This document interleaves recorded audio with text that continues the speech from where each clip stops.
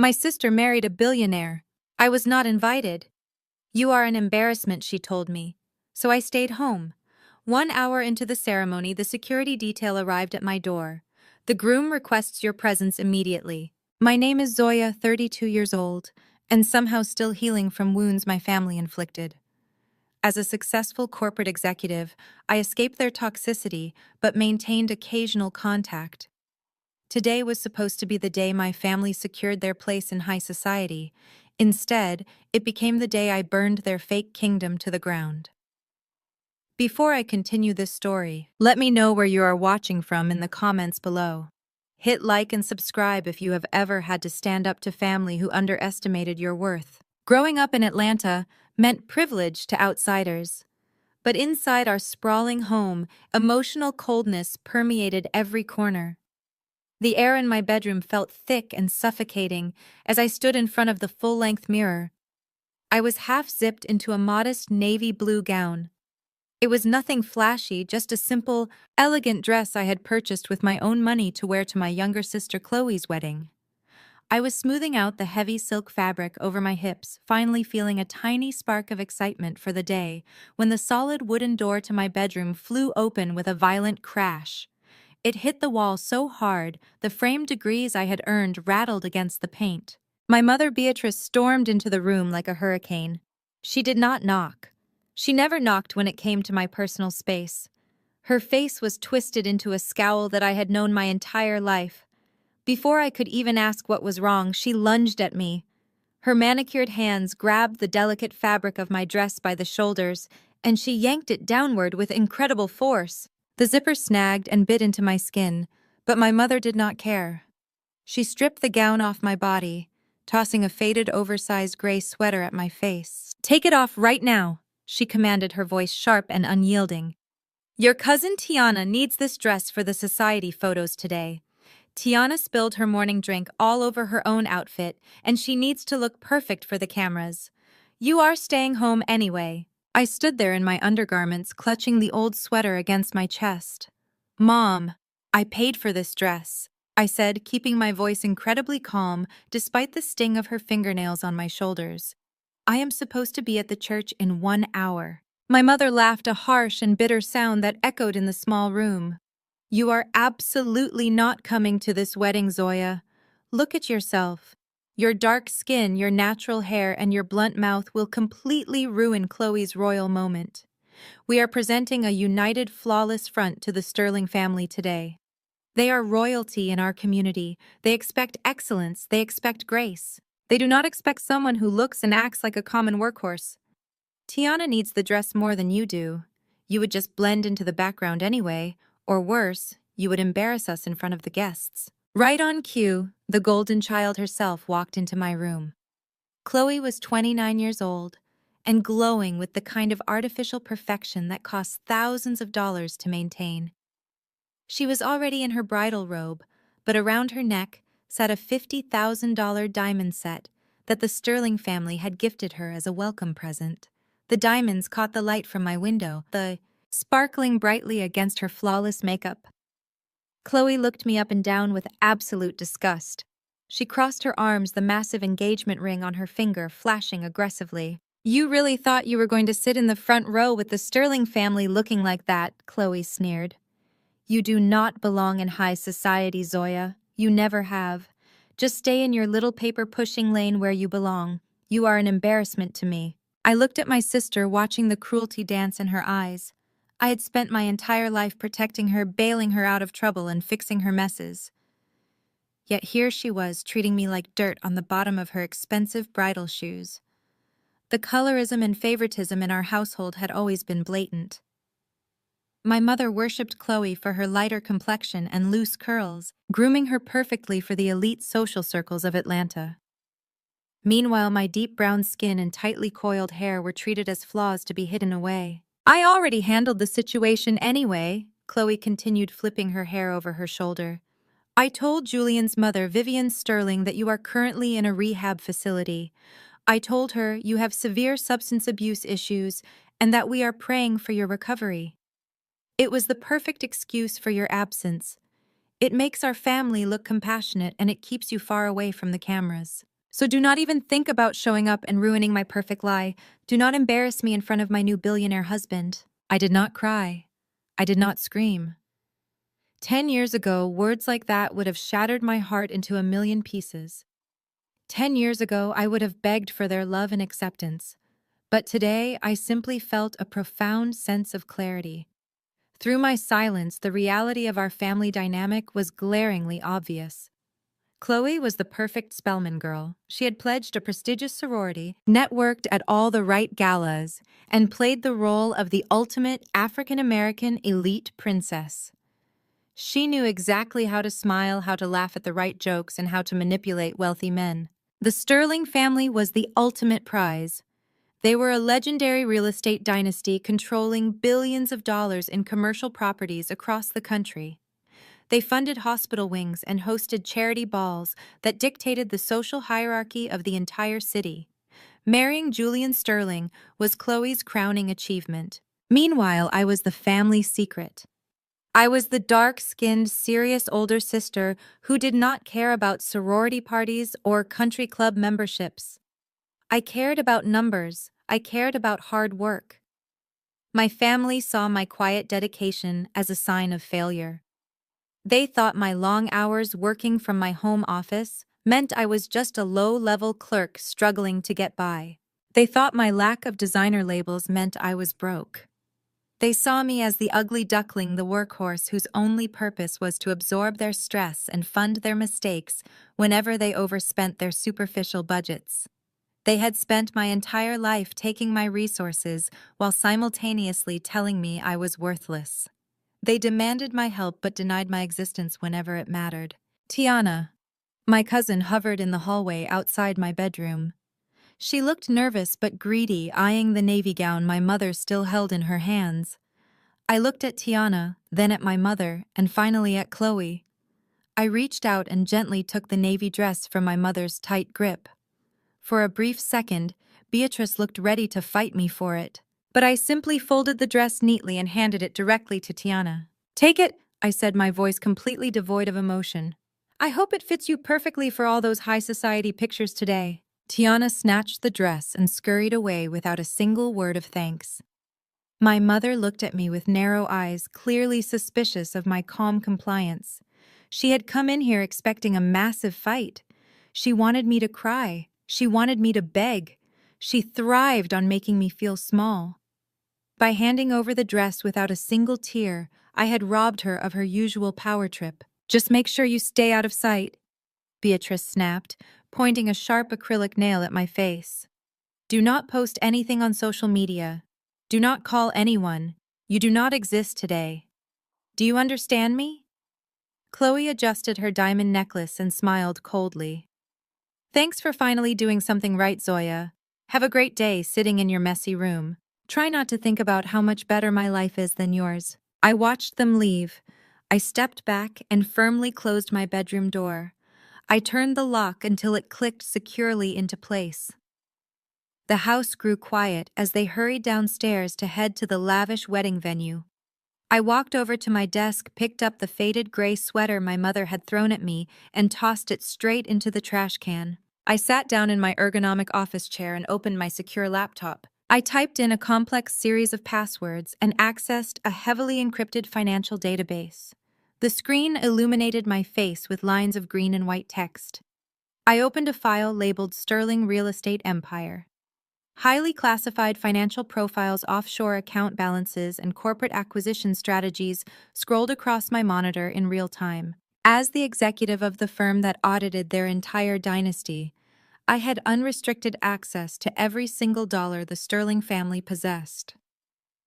I reviewed the background check file that Julian Sterling had personally ordered me to compile on his new bride. The file contained every lie, every hidden debt, and every dirty secret Chloe thought she had buried forever. I leaned back in my chair and took a slow, deep breath. A cold, dangerous smile spread across my face. "Enjoy the wedding, Chloe," I whispered to the empty room. "Enjoy the flowers and the champagne and the cameras. You have absolutely no idea who you are actually marrying today. But more importantly, you have no idea who I really am. You think you left the family failure behind in this room. You think you won the ultimate prize, but you are walking straight into a financial execution, and I am the one holding the axe. 30 minutes passed since the heavy front door had slammed shut, plunging the house into a profound, echoing silence. Zoya remained seated in her ergonomic office chair, the glow of her dual monitors casting sharp shadows across her face. The encrypted financial files of the Sterling real estate empire were still open on her screen, a digital map of wealth power and hidden liabilities. She was meticulously cross-referencing Julian Sterling's personal asset portfolios when a sudden violent vibration shattered the quiet of her bedroom. Her personal cell phone resting on the edge of the mahogany desk buzzed aggressively against the polished wood. Zoya did not immediately reach for the device. She let it vibrate, watching the caller ID flash across the screen. It was a text message from her father, Pastor Thomas. He was the highly respected, charismatic head of Greater Hope Ministries, a man who commanded the attention of thousands every Sunday morning with his booming voice and impeccably tailored suits. Zoya knew exactly what the message would not say. He was not texting to apologize for her mother's vicious behavior. He was not texting to check if she was all right after being brutally uninvited from her only sister's wedding. He was not texting to express any form of paternal affection. She slowly picked up the phone, her thumb sliding across the screen to unlock it. The message was short, demanding, and entirely devoid of basic human decency. Transfer $25,000 to my account right now. The caterers are threatening to withhold the vintage champagne because my credit card declined. Do your duty as a sister. Zoya stared at the glowing text, her face an unreadable mask of absolute calm. She read the words over and over, letting the sheer unfiltered audacity of his demand wash over her. $25,000.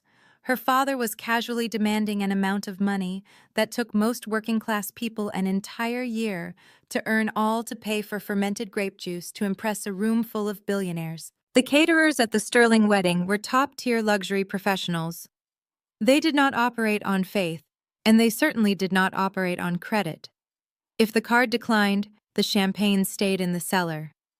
Pastor Thomas was likely sweating straight through his custom tuxedo right now, absolutely terrified that Julian's mother, the formidable Vivian Sterling, would discover that her new in-laws were actually flat broke. Do your duty as a sister. The phrase echoed in Zoya's mind, a toxic mantra that had governed her existence for nearly a decade. She minimized the Sterling corporate files on her laptop and opened a hidden password-protected folder labeled Family Liabilities. The screen populated with neatly organized spreadsheets revealing the true hidden dynamic of the so-called elite family. Zoya was not just a paper pusher working a dead-end administrative job as they so loved to tell their wealthy friends. She was the invisible pillar holding up their entire fabricated kingdom. For 7 long years, she had secretly funded this family's extravagant high society lifestyle with the profits from her auditing firm. She scrolled down to a specific ledger entry dated 5 years ago. It was the darkest chapter of Pastor Thomas's career, a chapter only Zoya and a few nervous church elders knew about. Her father had always preached about financial blessings, divine favor, and the importance of tithing. But behind closed doors, his divine favor was funded by embezzlement. When the church board had demanded a sudden forensic audit of the building fund, Pastor Thomas had panicked. He had secretly drained the accounts to finance his offshore gambling habits and to lease a brand new Bentley, desperate to maintain the illusion of extreme wealth among Atlanta's religious elite. He had shown up at Zoya's small apartment in the middle of the night, weeping uncontrollably on her cheap sofa. He had begged her to use her financial expertise to fix the books, quoting scriptures out of context to manipulate her sense of familial loyalty. He swore he would go to federal prison if the congregation found out. Zoya had quietly liquidated her early hard-earned stock portfolios. She had wired $300,000 into the church accounts perfectly, masking the transaction to look like a private anonymous donation. Pastor Thomas had never paid her back. He had never even truly thanked her. The very next Sunday, he stood at the pulpit wiping his brow with a silk handkerchief and loudly praised God for providing a miraculous financial blessing. Zoya had sat in the back pew, her bank accounts drained to zero, watching him take the credit. She scrolled to the next tab on the spreadsheet, looking at the endless list of expenses logged under Chloe's name. Chloe's entire brand as a wealthy, sophisticated Spelman College girl was a complete illusion financed by Zoya's relentless labor. The exorbitant out-of-state tuition fees, the luxury off-campus apartment rent, the designer handbags she flaunted on campus, the study abroad trips to Paris, and the incredibly expensive initiation fees for her elite sorority. Zoya had paid for every single item. Chloe had proudly paraded around campus telling everyone her father was a powerful real estate mogul. She acted like generational wealth, looking down her nose at students who had to work part-time jobs. Meanwhile, Chloe consistently told her sorority sisters that Zoya was just an embarrassing distant relative who worked a pathetic office job and lacked the refinement required to be seen in public. Chloe had leveraged the fake wealth Zoya provided to infiltrate the absolute highest tiers of Atlanta society, eventually using that fabricated status to catch the eye of Julian Sterling. In their eyes, Zoya's money was simply their natural entitlement. They believed it was her cosmic duty to remain in the shadows, working herself to the bone so they could shine in the spotlight. Zoya's fingers hovered over the keyboard of her phone. The old Zoya, the desperate, unloved daughter who craved even the smallest crumb of validation, would have immediately logged into her banking app. She would have hastily transferred the $25,000 just to keep the peace. She would have sacrificed her own capital to ensure her family did not suffer the public humiliation of a declined credit card at the most important social event of the decade. But that Zoya was dead. She typed her response slowly, deliberately, ensuring every single letter carried the full weight of her finality. "The Bank of Zoya is permanently closed, Pastor." She hit send. She placed the phone face up on the desk, leaned back in her chair, and waited. She did not have to wait long. Exactly 10 seconds later, the screen illuminated violently. The phone vibrated across the mahogany surface, the caller ID flashing Reverend Thomas in bright red letters. The instant reaction was entirely predictable. Zoya picked up the device and tapped the green accept button. She brought the phone to her ear, but she did not say hello. She did not say a single word. "You ungrateful wretch!" Pastor Thomas screamed through the speaker, his booming pastoral voice completely stripped of its usual polished charm. He was absolutely frantic, his tone laced with a venomous, panicked rage. Through the receiver, Zoya could hear the chaotic background noise of the lavish wedding reception. She heard the faint, elegant melody of a live jazz band playing in the main hall. She heard the frantic clicking of heels on marble floors, likely the wedding coordinators running around in a state of high alert.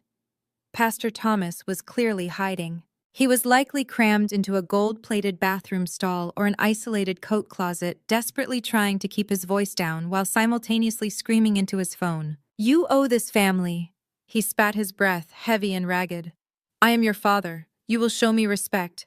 Do you have any idea how embarrassing this is? The Sterling family event planners are standing right outside this door holding a final invoice. If you do not wire that money into my account, right this second you are dead to me, Zoya. Do you hear me? Dead to me." Zoya listened to the harsh, ragged breathing on the other end of the line. She listened to the ultimate threat of disownment. "You are dead to me." It was a threat designed to strike terror into her heart, to trigger her deep-seated fear of abandonment. But as she sat there in the quiet sanctuary of her home office, wearing her expensive lipstick and surrounded by the undeniable proof of her own monumental success, she realized something profound. She had been dead to them for years. They had discarded her the moment she proved she would not fit into their superficial mold. They had erased her from their family portraits. They had banned her from their celebrations. They only ever resurrected her memory when a massive invoice was due, or when their lies required a financial bailout. Pastor Thomas continued his frantic tirade, his voice cracking under the immense pressure of his impending public humiliation. "You are nothing without this family. You hear me? You will transfer those funds right now, or I swear to God I will." Zoya slowly pulled the phone away from her ear. She looked at the active call screen, watching the digital timer tick upward.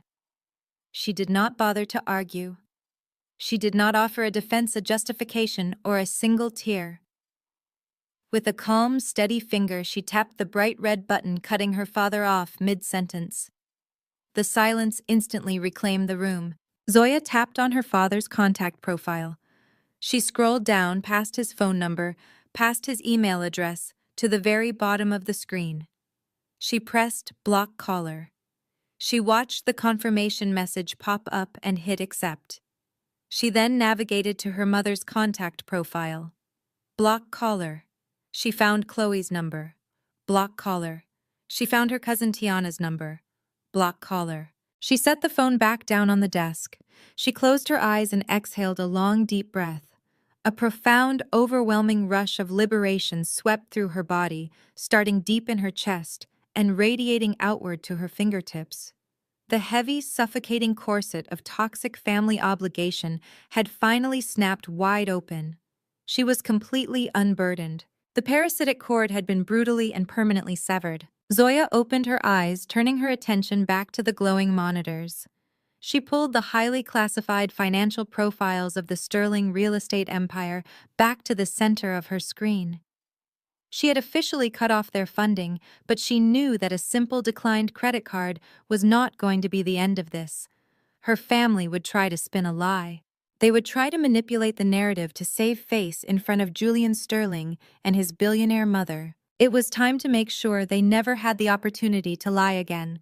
It was time to completely dismantle the illusion. The digital silence in my office lasted exactly 42 seconds before the illusion fought back. I had severed their direct lines, cut off their individual numbers, and erected a secure digital wall. But I had forgotten the massive, chaotic family group chat. The phone screen lit up, illuminating the dark mahogany of my desk with a relentless strobing glow. The group chat, pretentiously named the Atlanta Elite, completely bypassed the individual blocks I had just set on my father's number. My mother Beatrice was the first to strike. She did not bother typing out her venom. She sent a series of rapid-fire audio messages, her preferred method of delivering cruelty. I tapped the play button on the first one, letting her toxic voice fill the quiet space of my sanctuary. "You are a jealous, bitter spinster, Zoya," Beatrice hissed through the phone speaker. Her words were slurring slightly, indicating she had already made several trips to the reception's premium open bar. "You could not stand to see your sister happy. You could not stand to see her marry into a billionaire family, while you sit alone in your miserable, lonely apartment. You are going to die alone, Zoya. Completely alone. You will never have what Chloe has. Now wire your father the money immediately before you ruin the one good thing this family has going for it. Do not be selfish today of all days." I swiped away the audio message, feeling nothing but a profound, icy detachment. The days of her words drawing blood were over. The screen flashed again, vibrating against the wood of my desk. A high-resolution photo loaded into the chat. It was my cousin Tiana. She was standing in the grand, sweeping foyer of the Sterling estate, holding a crystal flute of vintage champagne. She was wearing my custom-tailored navy gown. The expensive silk fabric strained awkwardly across her waist and shoulders, clearly not meant for her measurements, but she had forced herself into it regardless. She was smiling a wide, arrogant smile, leaning casually against a towering marble pillar. Beneath the photo, she had typed a caption for the entire extended family to see and applaud. "So glad the family trash stayed at the dump where she belongs," Tiana wrote. "Cheers to the beautiful people." Immediately after Tiana's photo posted, her husband Darius chimed in to secure his place in the pack. Darius was a man who had not held a steady-paying job in 4 long years. He spent his days trading volatile cryptocurrency with funds I had secretly funneled into Tiana's bank account just to keep them from defaulting on their townhouse mortgage. He fancied himself an entrepreneur, a business mogul in the making, but he was nothing more than a parasite wearing a heavily discounted designer suit. "Just wire the money," Zoya, Darius typed, adding a mocking, laughing emoji to the end of his demand. "We all know you are only good for writing checks anyway. Leave the high society networking to the beautiful people. You would just scare the Sterling family away with your bad attitude. Do your job, stay in your lane, and fund the party." I read their messages, watching the vitriol stack up line by line on my glowing screen. I did not type a response. I did not engage in their petty digital warfare. Arguing with parasites only wastes your own energy and validates their delusion of control. Instead, I turned my attention fully back to my encrypted workstation. I minimized the sterling corporate files I had been reviewing and opened a highly secured application that connected directly to my private banking portal. This was the master control panel for the Apex Holdings shadow accounts. This was the unseen silent engine that powered the entire facade of my ungrateful family. For years, I had maintained a complex, heavily insulated web of emergency credit lines, direct deposit pipelines, and overdraft protection accounts for every single member of my family. I had set them up anonymously, routing the massive funds through blind trusts and shell corporations, so they would never know. The miracle blessings keeping them afloat came from the sister they despised. They thought their credit limits were limitless because of their own superior financial standing and divine favor. They believed the banks simply recognized their inherent worth. They were completely, spectacularly wrong. I navigated to the primary authorization screen. The interface was sleek, clinical, and uncompromisingly black. I located Pastor Thomas's emergency church credit line first. It was currently flashing an urgent, overdrawn warning due to the luxury caterers actively trying to charge the $25,000 invoice for the vintage champagne. I moved my cursor over the master authorization toggle. With one clean, precise click, I permanently revoked the guarantee.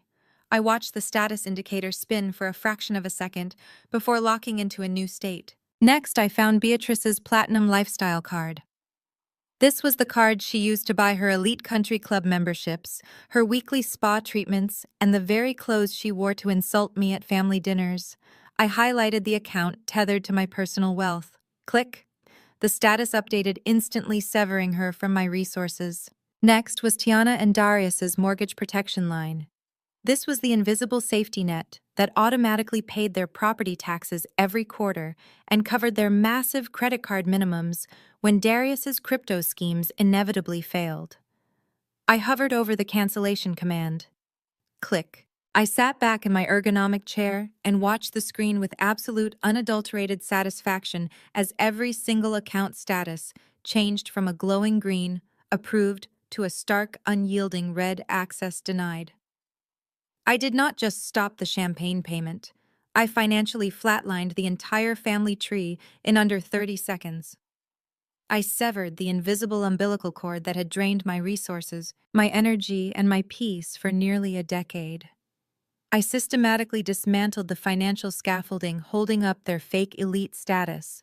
The Bank of Zoya was officially and permanently eradicated. I glanced at the digital clock in the top right corner of my monitor. The numbers glowed sharply against the dark background. It was exactly 1 hour into the wedding reception. The initial breezy cocktail hour would be wrapping up right now. The hundreds of wealthy guests would be moving gracefully into the grand ballroom for the formal sit-down dinner. The high-end caterers would be running the final authorizations for the premium alcohol packages and the elaborate 5-course meals. The financial shockwave was about to hit my family with the devastating force of a freight train. On my desk, my phone continued to vibrate violently. The family group chat was still exploding with insults, arrogant selfies, and demanding voice notes. They were completely oblivious to the fact that their entire world had just been financially vaporized. They were dancing joyfully on the deck of a sinking ship, laughing and drinking champagne, completely unaware that I had just quietly removed the hull beneath their feet. I reached out to turn the phone face down, ready to watch the offshore routing numbers finalize the massive closures on my screen. The silence of my house was profound, a sharp, comforting contrast to the digital chaos lighting up my devices. I took a deep breath, ready to enjoy the peace I had just brutally reclaimed. Then the silence was shattered. It was not a phone call. It was not a text message. It was a physical, deafening noise that reverberated through the floorboards of my home and rattled the windows in their frames. Boom, boom, boom. A heavy, imposing sound of knuckles pounding on my solid oak front door echoed through the hallway. It was not the polite, hesitant knock of a delivery driver dropping off a package. It was not the casual tap of a neighbor coming to borrow a tool. It was an aggressive, authoritative, and deeply commanding pounding. It was the kind of knock that demanded immediate compliance and promised consequences for delay. The heavy thuds interrupted the digital chaos on my desk, freezing me in my chair. My hands hovered over my keyboard. The real world had just arrived at my doorstep, completely ignoring the fortress I had built. The pounding came again, louder this time, echoing off the high ceilings of my entryway. The ticking clock of the wedding reception faded into the background as the immediate, physical threat demanded my attention. I pushed my chair back from the mahogany desk, the heavy thuds still echoing through the hallway. The frantic digital chaos of the family group chat faded into absolute insignificance against the physical reality pounding against my front door. I did not rush. I took a slow, calculated breath, smoothing my hands down the sides of my simple, unassuming loungewear and walked down the long corridor. I paused at the security monitor mounted on the wall. The high-definition screen displayed 3 massive men standing on my porch. They were not local police responding to a noise complaint. They were not delivery drivers. They were wearing impeccably tailored midnight black suits, dark sunglasses despite the overcast sky, and clear coiled earpieces trailing down their thick muscular necks. Their posture was rigid, highly trained, and utterly uncompromising. This was elite private security, the kind that only billionaires deployed. I reached out, unlocked the heavy deadbolt, and pulled the solid oak door open. The 3 men loomed over me, forming a terrifying wall of muscle and silent intimidation. They were designed to strike fear into anyone they approached, meant to look like an unstoppable anonymous force. But I dealt with aggressive corporate sharks and ruthless financial predators every single day of my life. I did not flinch.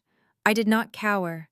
I stood perfectly still, meeting the gaze of the man standing in the center. The lead guard stepped forward, his massive frame blocking out the afternoon light.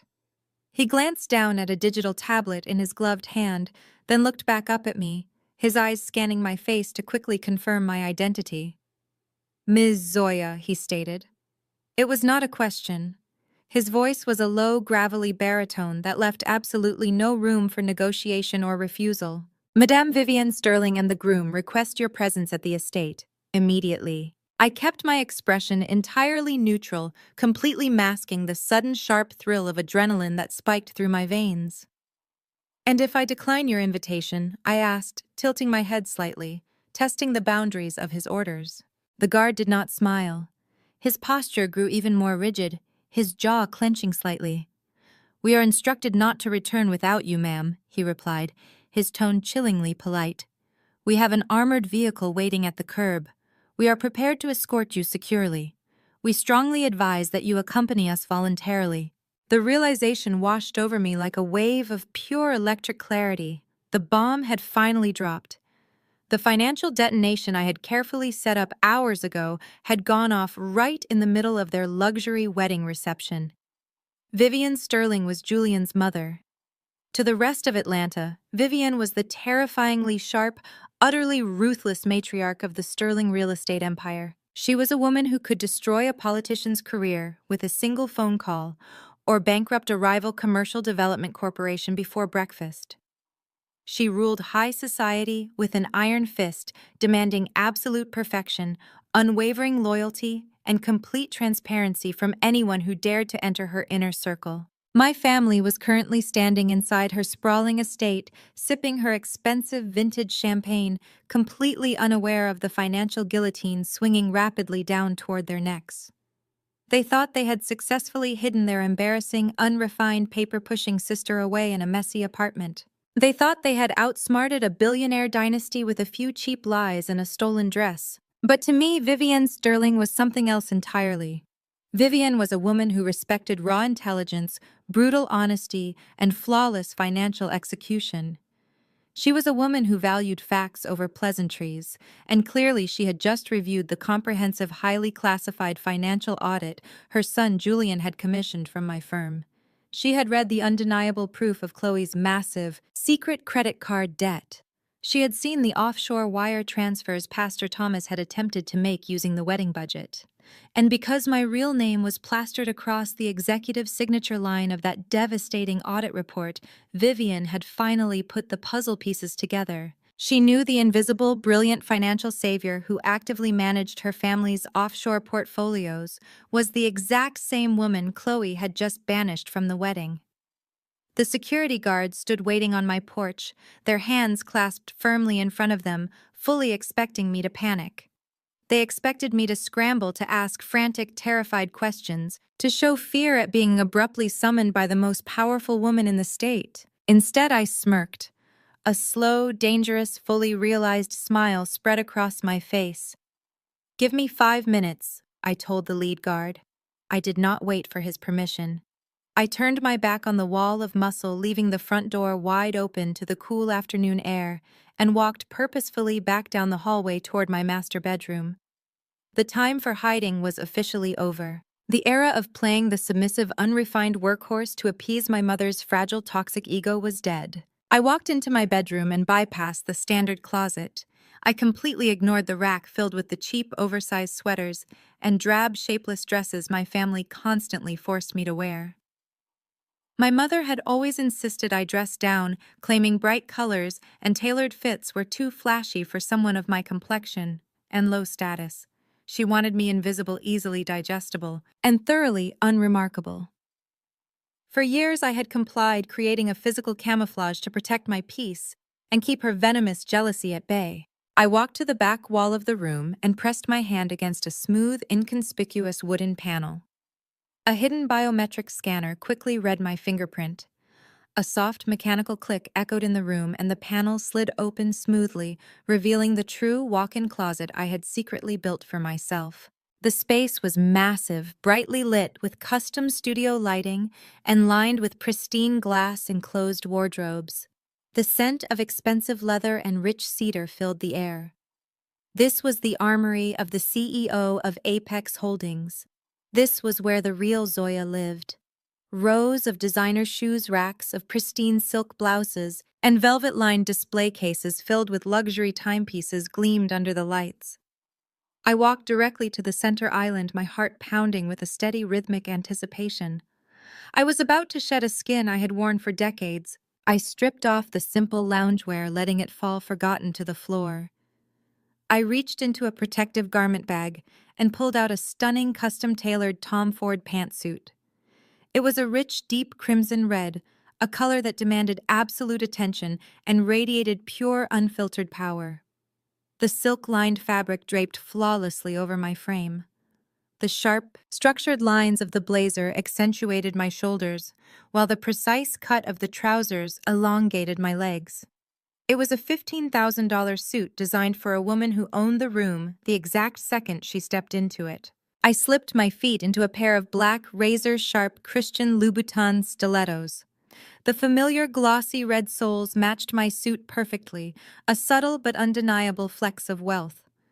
I walked over to the jewelry display and completely bypassed the delicate, understated silver pieces.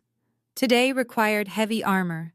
I pulled out a solid gold Rolex day date, the heavy metal cold and deeply grounding against my wrist. It was a watch that signaled extreme financial success and unapologetic authority. I sat down at my brightly lit vanity mirror. I looked at the woman reflecting back at me. I did not reach for the straightener to flatten my tightly coiled hair to make myself more acceptable to their high society standards. Instead, I picked up a styling pick and fluffed my afro, letting it stand tall, proud, and magnificent like a dark halo. I reached for my makeup bag. I completely ignored the neutral, muted tones I usually wore to blend in at family events. I picked up a tube of bold, blood-red lipstick. I applied it carefully, the vibrant, unapologetic color contrasting beautifully against my rich, deep brown skin. I stood up and took one final, sweeping look in the full-length mirror. The ugly, unrefined sister that Beatrice and Chloe had relentlessly abused was gone. The quiet, pathetic paper pusher who silently funded their fake elite lives was eradicated. The obedient, terrified daughter who absorbed their insults to keep the peace had been completely obliterated. The true Zoya had finally arrived. I was the anonymous founder and CEO of the most ruthless and elite financial auditing firm on the East Coast. I was a self-made multimillionaire who held the keys to the Sterling family's entire financial security. I reached out and grabbed my sleek black leather briefcase. Inside were the hard copies of the devastating audit reports, the eviction notices, and the absolute financial ruin of my toxic family. I snapped the heavy brass clasps shut. The sound was sharp and final, like the cocking of a loaded weapon. I walked out of the hidden closet, my stilettos clicking rhythmically and sharply against the hardwood floor. Each step felt like a deliberate drumbeat, signaling the end of an era of abuse and the dawn of absolute reckoning. I walked back down the hallway, my spine perfectly straight, my chin held high, radiating a terrifying, icy calm. The three elite security guards were still standing exactly where I had left them on the front porch. When I stepped into the light of the doorway, their stoic, highly trained expressions cracked for a fraction of a second. The lead guard blinked his eyes, taking in the striking crimson Tom Ford suit, the heavy gold Rolex, the bold lipstick, and the absolute unshakable authority in my posture. He quickly composed himself, clearing his throat and stepping aside to create a wide, respectful path for me. "I am ready," I said, my voice smooth, commanding, and utterly devoid of fear. "Let us go see Madame Sterling." The lead guard opened the heavy armored door of the black Maybach, waiting silently at the curb. I stepped inside the thick door, closing behind me with a solid, definitive thud that instantly muted the sounds of the outside world. The interior of the vehicle smelled of rich leather and expensive detailing. The tinted windows wrapped the cabin in a cool, private shadow. The engine purred to life, a deep and powerful vibration that mirrored the steady rhythm of my own heart. As the massive vehicle glided smoothly away from my curb and merged onto the main avenue, I placed my sleek leather briefcase squarely on my lap. I ran my fingers over the smooth brass clasps. With two sharp clicks, the briefcase sprang open. Inside, perfectly organized and protected by thick cardstock, lay the instruments of my family's impending destruction. I reached past the eviction notices and the banking termination confirmations. I pulled out a thick, meticulously bound dossier. At the very top of the pristine white cover page, stamped in bold, unyielding gold foil, was the crest of Apex Holdings. I traced the embossed letters, a quiet rush of pride washing over me. This was the truth my family was too ignorant to see. I was not a low-level administrative clerk struggling to meet a monthly quota. I was not a pathetic paper pusher hiding in a tiny cubicle. I was the anonymous founder and chief executive officer of Apex Holdings. My firm was the most ruthless, efficient, and highly sought-after financial auditing agency on the entire East Coast. I did not just work with numbers. I commanded them. I possessed the unparalleled ability to track hidden assets across global borders, expose corporate embezzlement, and restructure the immense portfolios of the global elite. For years, I had actively managed the generational wealth of the top 1%. My client list included powerful politicians, international real estate tycoons, and legacy families whose names adorned hospital wings and university libraries. And I did it all entirely behind a deliberate, impenetrable veil of corporate anonymity. I kept my true identity completely hidden to protect my peace, my sanity, and my capital from the very people who shared my bloodline. I knew exactly what would happen if Pastor Thomas and Beatrice ever discovered the true magnitude of my success. They would not offer congratulations. They would not express pride. They would view my empire as their personal divine right.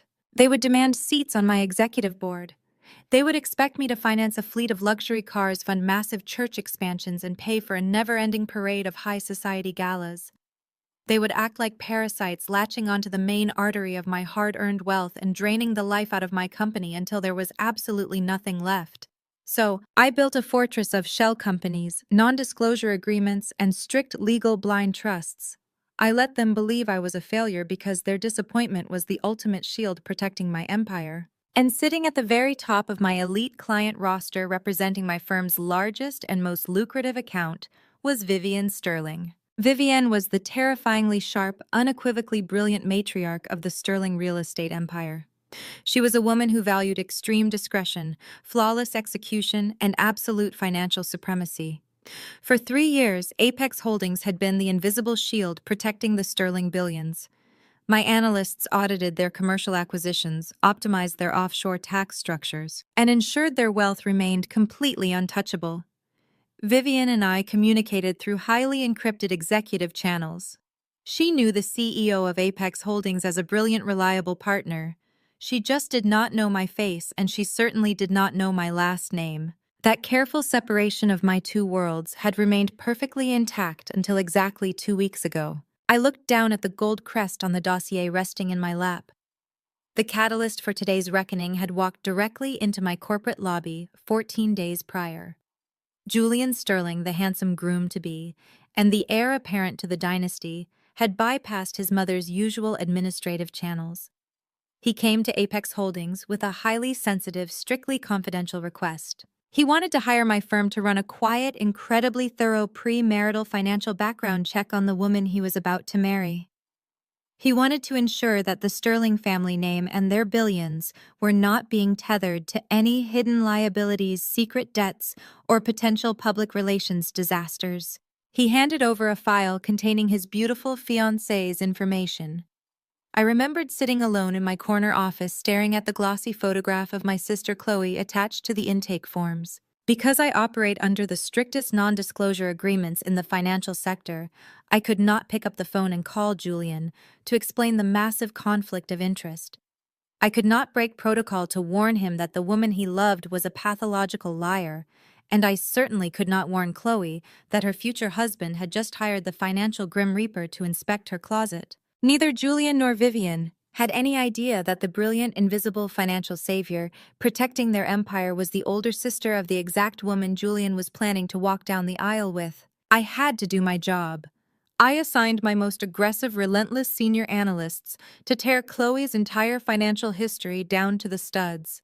I instructed them to leave no stone unturned, no bank account unverified, and no wire transfer unexamined. What they found was a masterpiece of financial deception. The audit revealed a staggering mountain of secret credit card debt.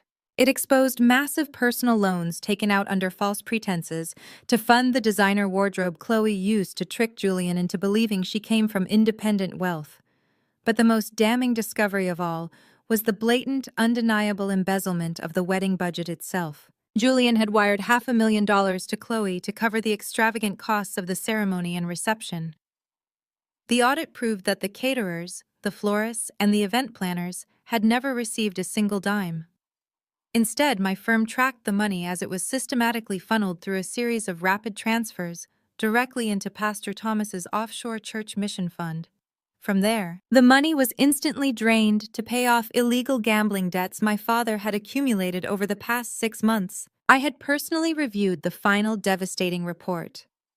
I signed the executive summary, placed it in a secure, tamper-proof black envelope, and had it couriered directly to the Sterling estate just hours before the wedding was set to begin. I looked out the tinted window of the Maybach as the vehicle merged off the highway and onto the sweeping, tree-lined avenue that led to the Sterling family enclave.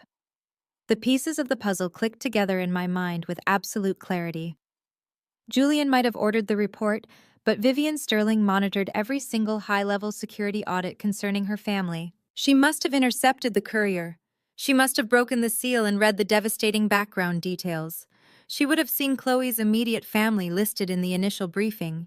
She would have seen my name, Zoya, listed as the older sister.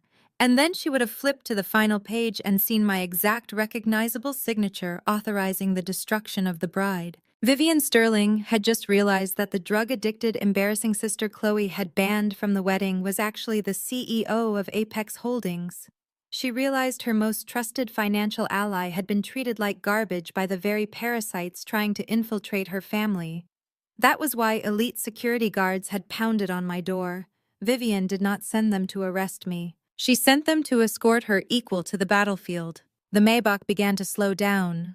The smooth asphalt transitioned into a grand circular driveway paved with imported cobblestones. The massive, ornate iron gates of the Sterling estate loomed ahead, swinging open silently to grant us entry. The sheer scale of the property was staggering.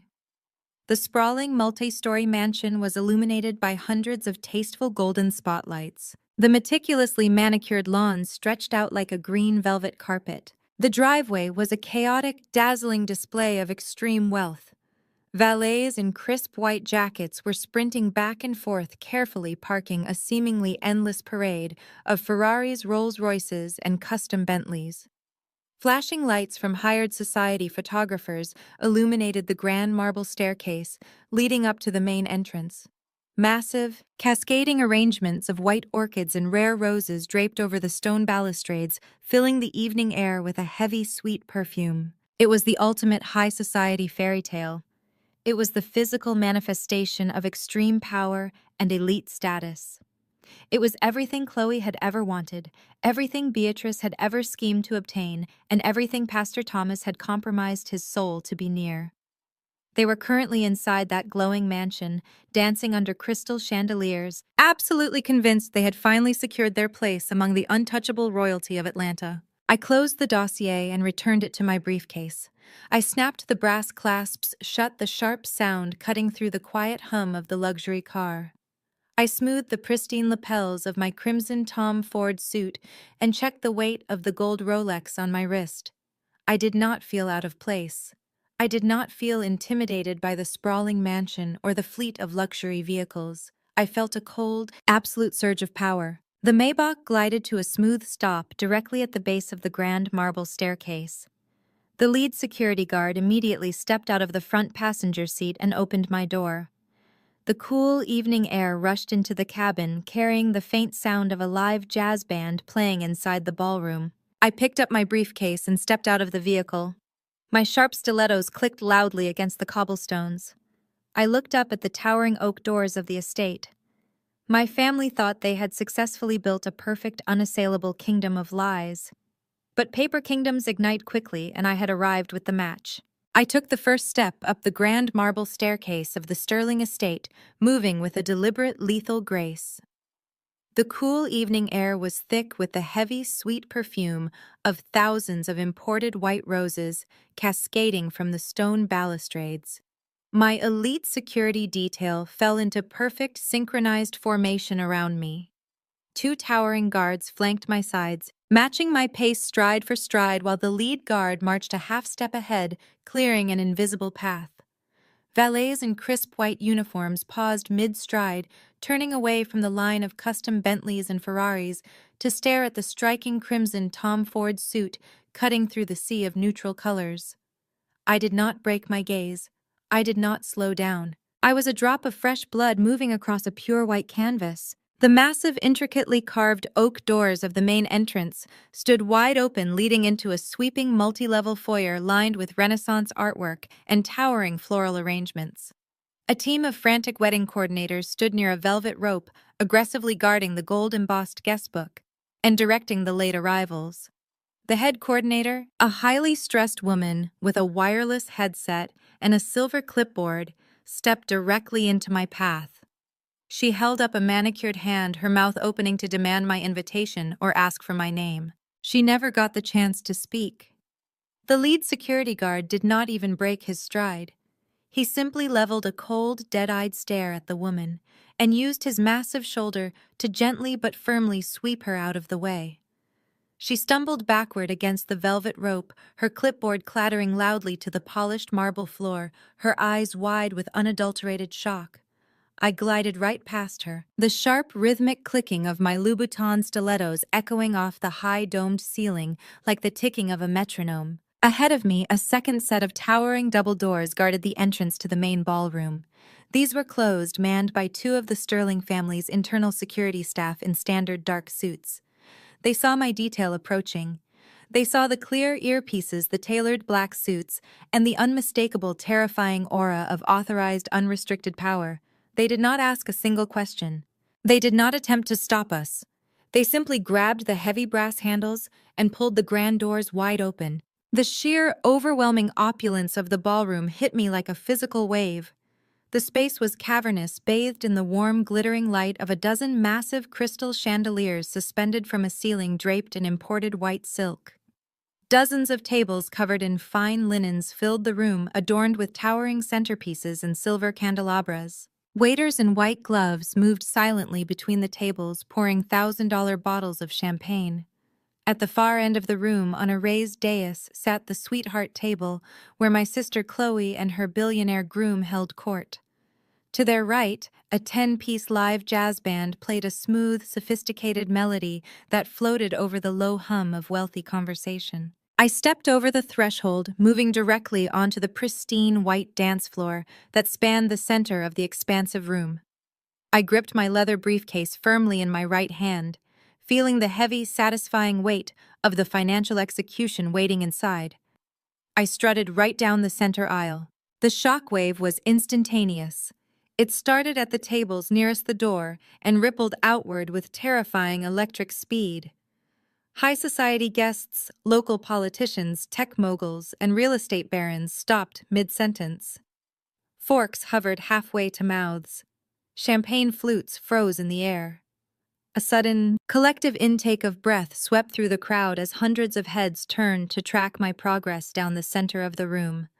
The sheer, unapologetic authority radiating from my presence demanded absolute attention. The band leader, playing a gleaming brass saxophone, caught sight of the three massive guards marching down the aisle. He faltered, missing a note entirely. The pianist looked up, confused by the sudden break in rhythm, and his hands paused over the keys. Within seconds, the music screeched to a sudden, agonizing halt. The silence that fell over the cavernous ballroom was deafening.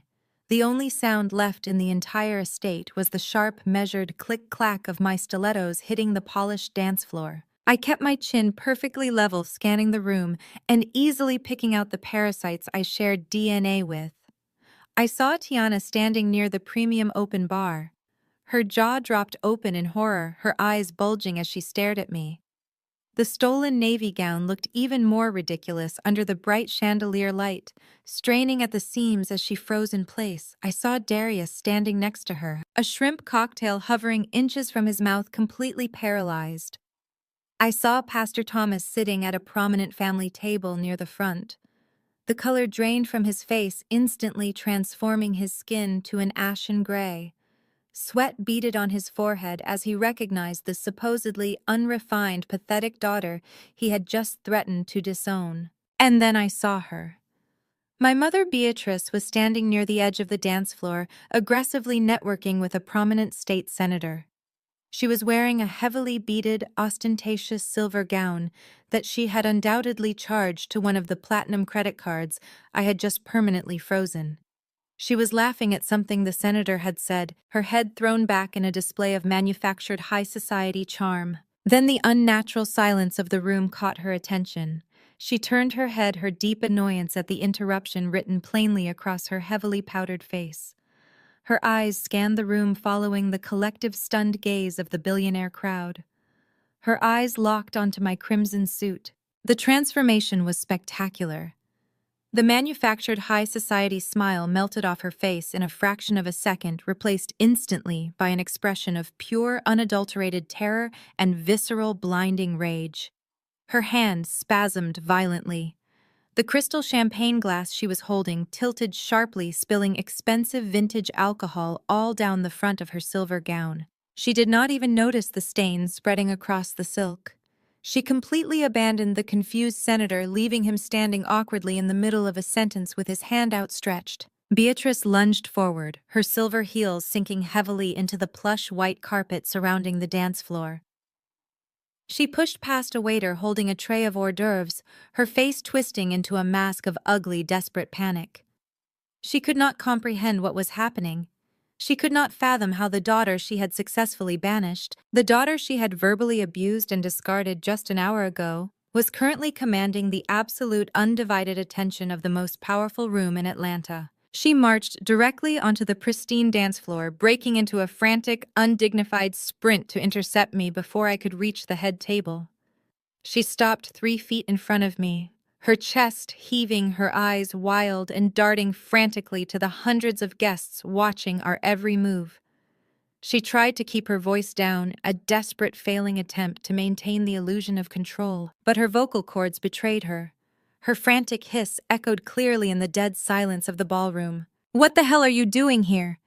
Beatrice demanded, her face turning an ugly shade of mottled red. "I told you to stay in your miserable apartment. I did not stop walking."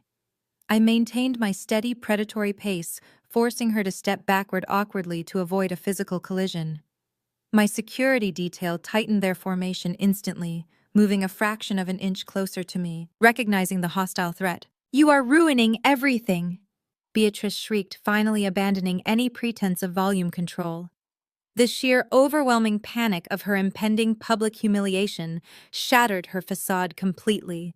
She waved her arms frantically, turning to address the crowd and the Sterling family guards stationed near the walls. "Security. Get this crazy woman out of here. She is an intruder." She reached out with a claw-like hand, intending to grab the lapel of my Tom Ford blazer. She intended to physically drag me out of the spotlight and shove me back into the shadows where she truly believed I belonged. I did not even blink. I did not flinch. I did not brace for impact. I simply executed a smooth, effortless sidestep, gliding past her outstretched hand, like she was nothing more than a minor pathetic inconvenience. The movement was so fluid, so utterly dismissive, that Beatrice stumbled forward. She lost her balance and nearly pitched face first onto the polished white dance floor, flailing her arms and barely catching herself as her silver dress twisted awkwardly around her legs. The lead guard of my detail instantly stepped between us. He did not touch her, but he used his massive frame to form an impenetrable wall of solid muscle, completely blocking her access to me. He looked down at her with a terrifying blank stare that made her freeze instantly in her tracks. I paused my deliberate march down the aisle. I turned slowly, looking over my shoulder at the woman who had spent my entire life trying to destroy my spirit. The hundreds of guests watched in absolute, captivated silence. "Touch me, Beatrice, and I will have you arrested for assault before the cake is cut," I said. My voice was not loud. I did not scream. I did not match her frantic, unhinged energy. I spoke in a low, even dangerously smooth tone that carried effortlessly across the silent ballroom. The absolute authority in my voice struck her like a physical blow. The threat was not empty, and she knew it. The power dynamic that had defined our entire relationship was completely, permanently inverted in front of the most elite crowd in the state. Beatrice stood frozen, her mouth opening and closing as she stared up at the giant security guard blocking her path. She looked back at me, her eyes wide with a horrific realization. She finally saw the suit. She saw the Rolex. She saw the expensive leather briefcase in my hand. And most importantly, she saw the security detail. She realized these men did not belong to the venue.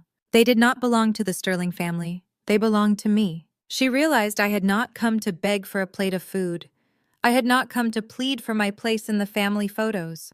I had come to execute an eviction. I turned my back on her gasping, panicked form. I adjusted my grip on the handle of my briefcase and resumed my steady march toward the raised dais. Chloe was sitting frozen at the sweetheart table, her face ashen, her knuckles white as she gripped the edges of her chair. Julian sat beside her, looking deeply confused by the sudden intrusion. But I was not looking at the bride or the groom. My eyes bypassed the young couple entirely. I locked my gaze on the table situated directly to the right of the dais. I looked past the imported flowers and the crystal glassware, focusing entirely on the woman sitting at the head of the table. Vivian Sterling sat perfectly still, watching my approach with absolute razor-sharp focus. I was ready to burn the illusion to ashes. My gaze remained locked with Vivian Sterling, a silent communication passing between us across the vast expanse of the ballroom. But before I could close the final 20 yards to the head table, a frantic mass of black fabric intercepted my path. It was Pastor Thomas. My father had sprinted from his prominent seat, abandoning his plate of roasted duck and truffle puree, moving with a desperate, chaotic speed that completely betrayed his polished pastoral persona. His custom-tailored tuxedo was already damp with dark patches of sweat blooming under his arms and across his collar. The charismatic, booming man who commanded thousands every Sunday morning was completely unraveling in real time. He stepped directly in front of me, attempting to block my path to the head table. His eyes were wide, bloodshot, and darting around the room like a cornered animal.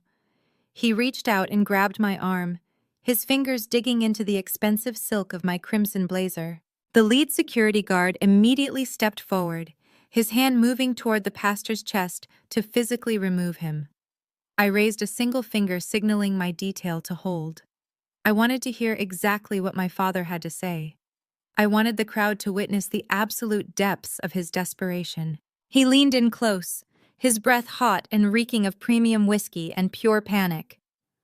"Are you out of your mind?" he whispered viciously, the venom in his voice, a stark contrast to his holy facade. The veins in his neck bulged against his tight collar. "You are ruining our reputation. Do you know who these people are? You are destroying everything I have built.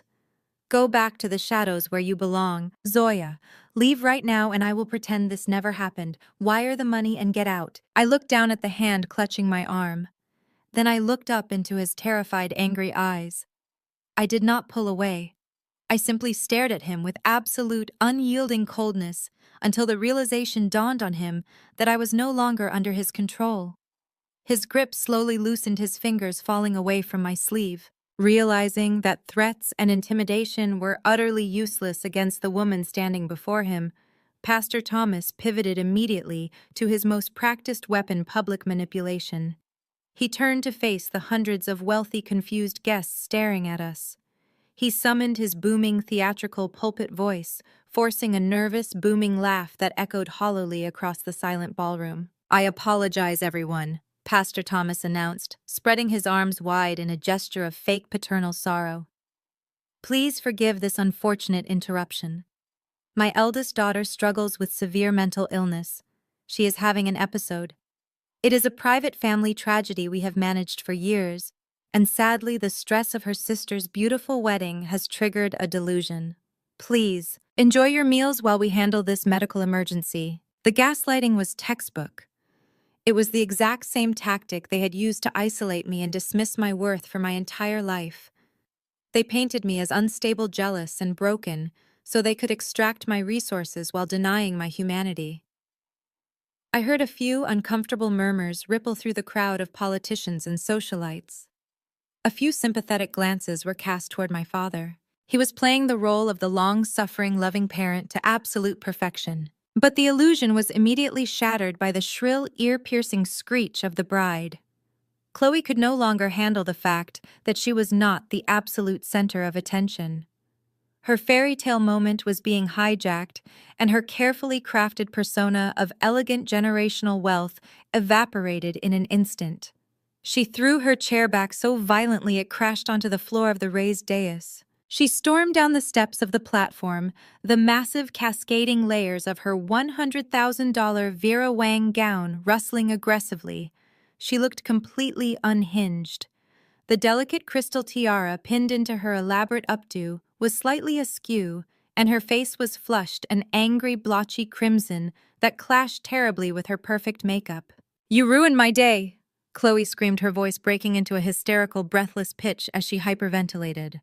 She pointed a manicured finger directly at my face, closing the distance between us.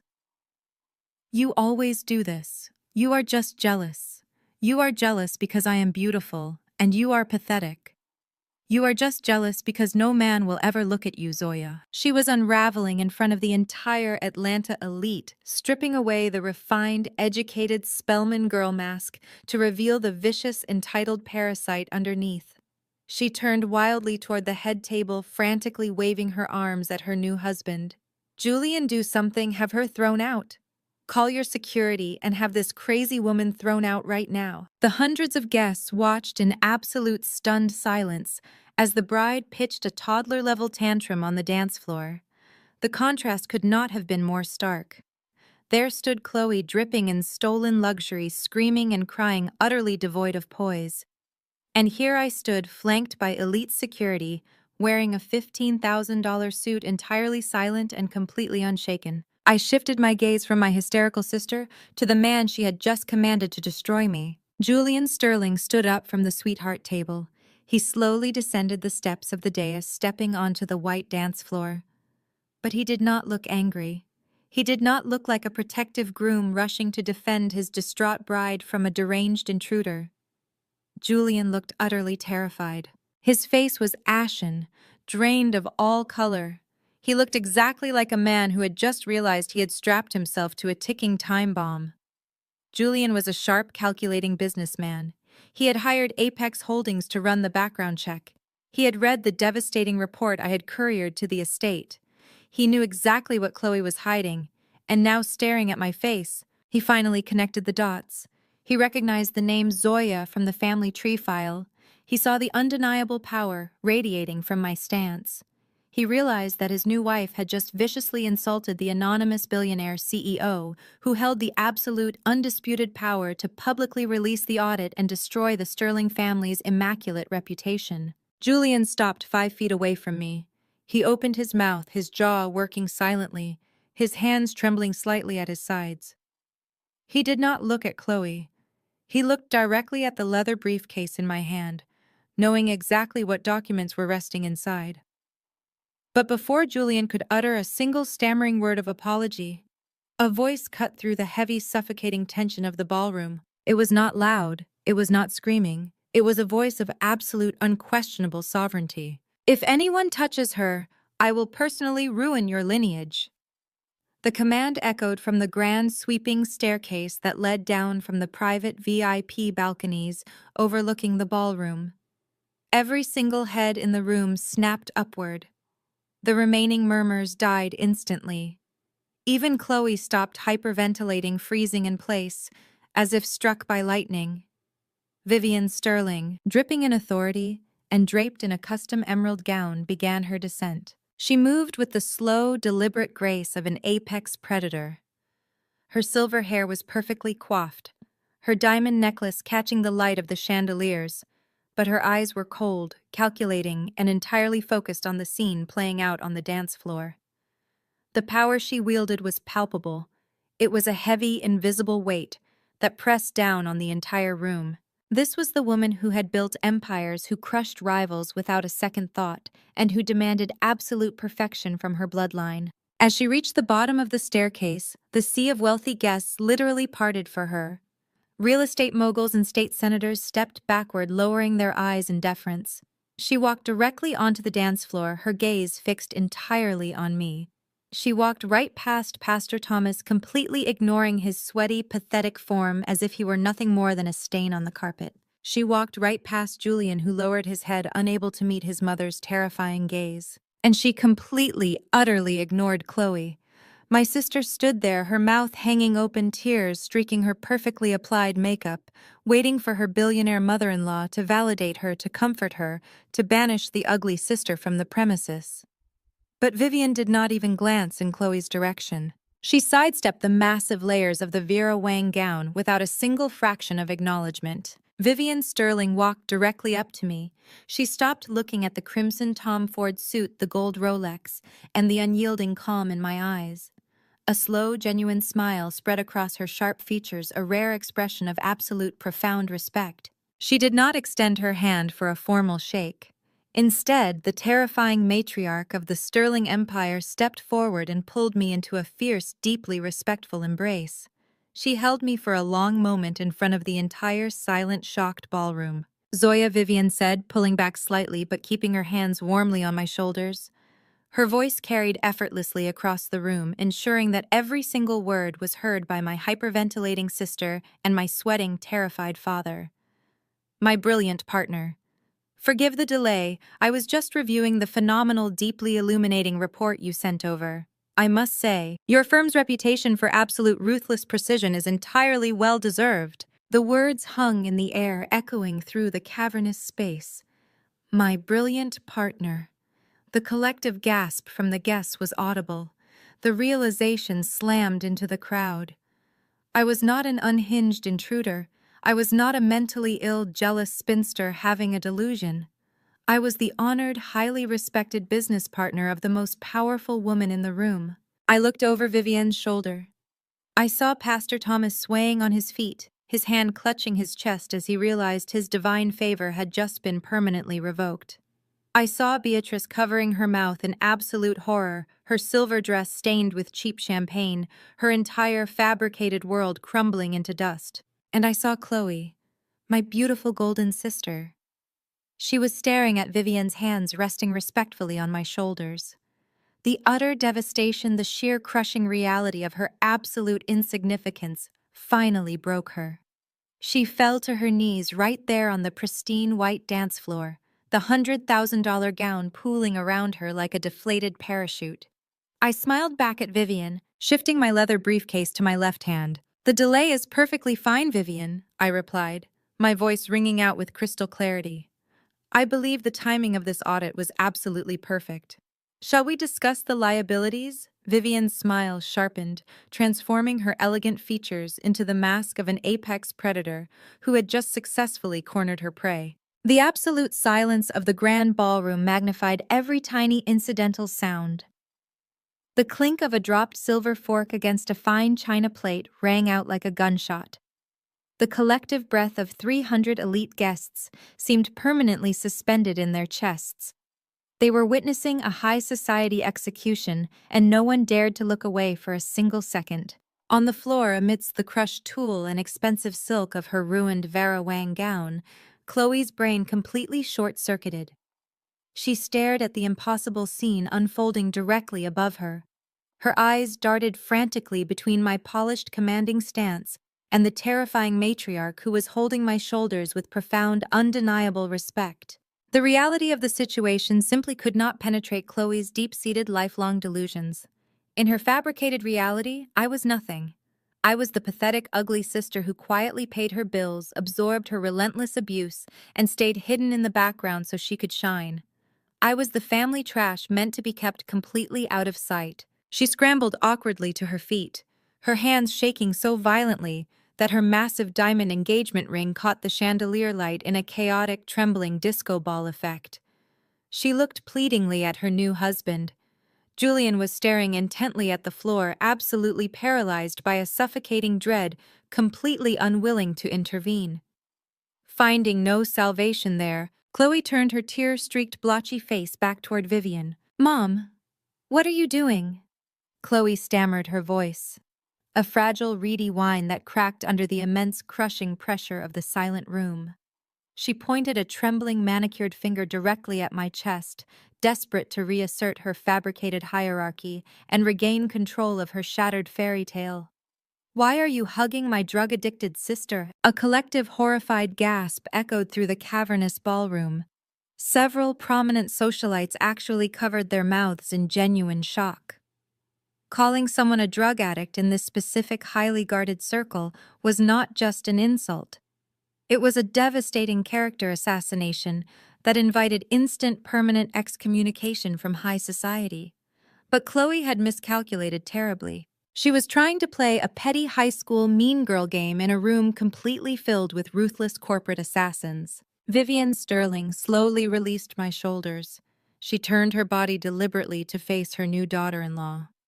The look of pure, unadulterated disgust that washed over Vivian's face was so potent, so deeply lethal, that Chloe physically recoiled, stumbling backward a full step to avoid the radiation of her hatred. Drug-addicted, Vivian repeated, her voice dripping with an icy, aristocratic venom that made the temperature in the room drop 10 degrees.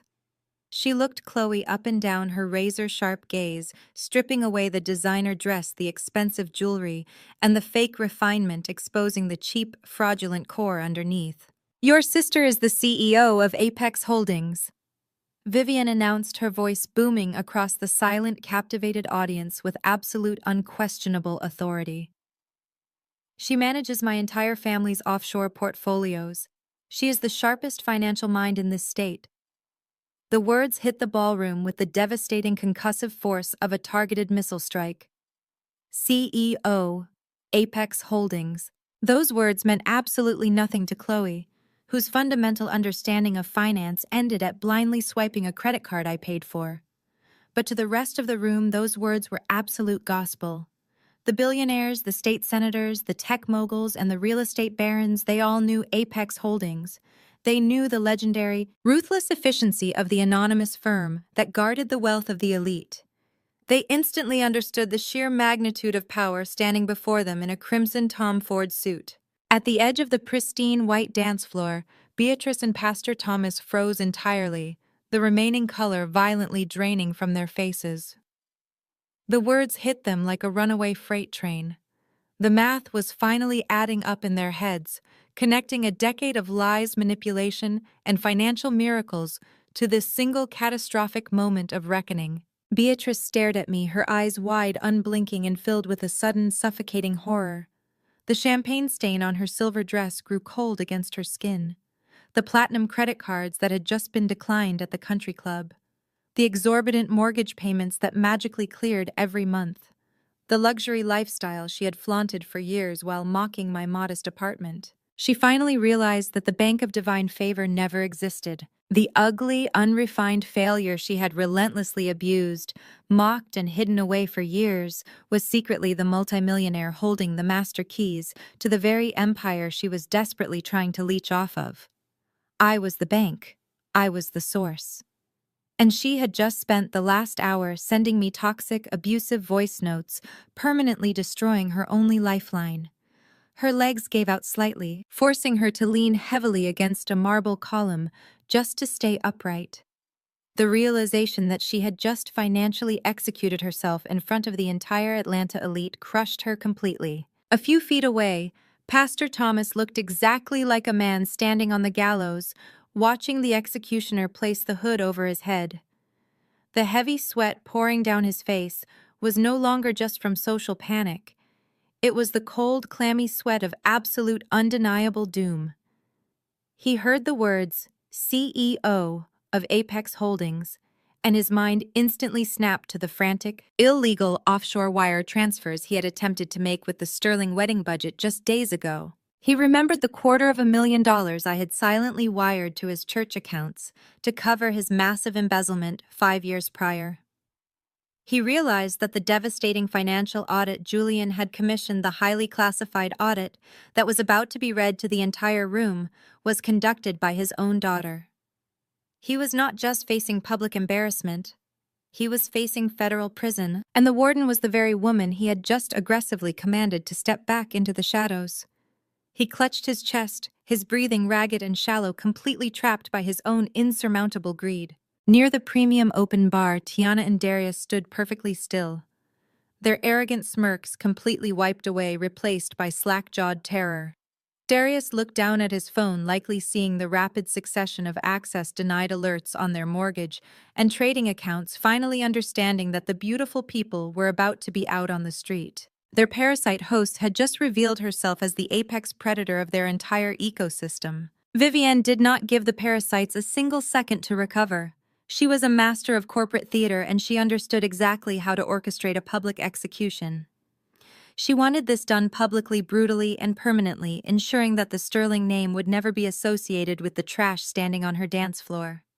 She raised her hand and snapped her fingers once. She signaled the DJ stationed on the elevated balcony overlooking the reception. The sound technician instantly cut all remaining ambient background noise.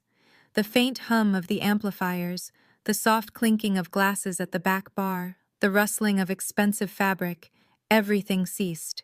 The silence was absolute, thick, and suffocatingly heavy. A member of the Sterling internal security detail stepped forward from the shadows holding a sleek, wireless silver microphone. He handed it to Vivienne with a crisp, respectful nod. Vivienne took the microphone, tested it with a brief tap that echoed sharply through the room, and then turned back to me. She did not hand it to Julian. She did not hand it to the trembling, pathetic bride who was still weeping on the floor. She held it out to me, officially passing the baton of absolute authority in front of everyone who mattered in the state. I reached out and took the cold silver metal, feeling the hum of the live microphone in my grip. I looked at my mother, gripping the marble pillar for dear life. I looked at my father, sweating through his custom tuxedo. I looked at Chloe, kneeling in the ruins of her own catastrophic deception. "Zoya, my dear Vivienne," said her voice, amplified, echoing perfectly off the silk-draped ceiling and reaching every single corner of the grand estate. "I believe you have the audit report Julian requested. Please enlighten us." The heavy silver microphone felt cold and grounding against my palm. I raised it slowly. I did not yell. I did not need to raise my voice to compete with anyone because the cavernous ballroom was so dead silent that the soft rustle of my suit jacket was amplified across the estate. "Julian asked my firm to run a standard pre-nuptial background check on his bride," I began. my voice deadly calm, slicing through the heavy air with surgical precision. It is standard protocol for high net worth individuals before entering into a legally binding contract. A routine sweep of assets, debts, and potential liabilities. It seems my family forgot that paper trails never lie. A low murmur rippled through the back of the room, quickly suppressed by the sheer magnetism of the spectacle. I reached into my leather briefcase, resting it on the edge of the nearest vacant dining table, and pulled out a sleek black folder. It was thick with bank statements, routing numbers, and undeniable proof. I held the black folder up, letting the crystal chandelier light catch its matte finish. Strike one. I announced, locking my eyes onto Chloe, who was still kneeling on the floor, shivering uncontrollably inside her stolen Vera Wang gown. Chloe claims she is a self-made luxury brand consultant. She tells her Instagram followers and the high society circles she so desperately clawed her way into that she curates high-end lifestyles for elite clients. I opened the folder, flipping to the first tab. The truth. I continued reading the highlighted figures verbatim. Chloe has 0 clients. She has 0 legitimate business income. What she does have is $150,000 in secret high-interest credit card debt. Debt accumulated exclusively from buying designer clothes, renting luxury cars, and staging fake vacation photos to trick the Sterling family into thinking she came from independent wealth. Julian visibly flinched. He took another step away from Chloe, looking at her as if she were a venomous snake that had somehow slithered into his bed. The utter betrayal on his face was absolute. He had fallen in love with a carefully constructed corporate mirage. Chloe reached out a trembling hand to grab the hem of his tailored trousers, begging silently, but Julian violently yanked his leg out of her reach. Julian. I addressed him directly, my voice softening just a fraction for the victim of the fraud. She did not love your empire. She loved your credit limit. And when the walls started closing in on her, when the collection agencies started calling her burner phones, she panicked. Just this morning, mere hours before walking down this aisle to pledge her eternal devotion to you, she attempted to secretly wire that entire mountain of debt directly to my personal accounts. The ballroom erupted into a sharp, collective gasp. Financial fraud of that magnitude attempted on a wedding day against her own sister was a level of sociopathic entitlement that even the most ruthless corporate sharks in the room found appalling. She tried to use my routing numbers to clear her ledger, I explained, snapping the first section of the folder shut. She thought she could simply transfer her financial ruin onto the sister she banned from her wedding, entering the Sterling family with clean hands and a flawless credit score. Unfortunately for her, Apex Holdings' security algorithms flagged and froze the fraudulent transfer before she had even finished her bridal makeup. Chloe buried her face in her hands, letting out a wretched, guttural sob. "Stop," she wailed, her voice muffled and pathetic. "Please stop." But the guillotine had already dropped. The blade was falling, and I was not going to stop halfway. I turned my gaze away from the ruined bride and focused entirely on the 2 people responsible for creating her. Pastor Thomas and Beatrice were standing completely rigid near the edge of the dance floor. The fight-or-flight response had failed them completely. They were merely frozen, waiting for the executioner to call their names. "Strike 2, I announced, my voice dropping an octave, ringing with a lethal authority that made Beatrice physically flinch. The House of Lies. I flipped to the second section of the black folder. I looked past my parents, directing my attention to the large cluster of tables near the front left of the ballroom. This section was populated by the elders, deacons, and prominent donors of my father's massive megachurch.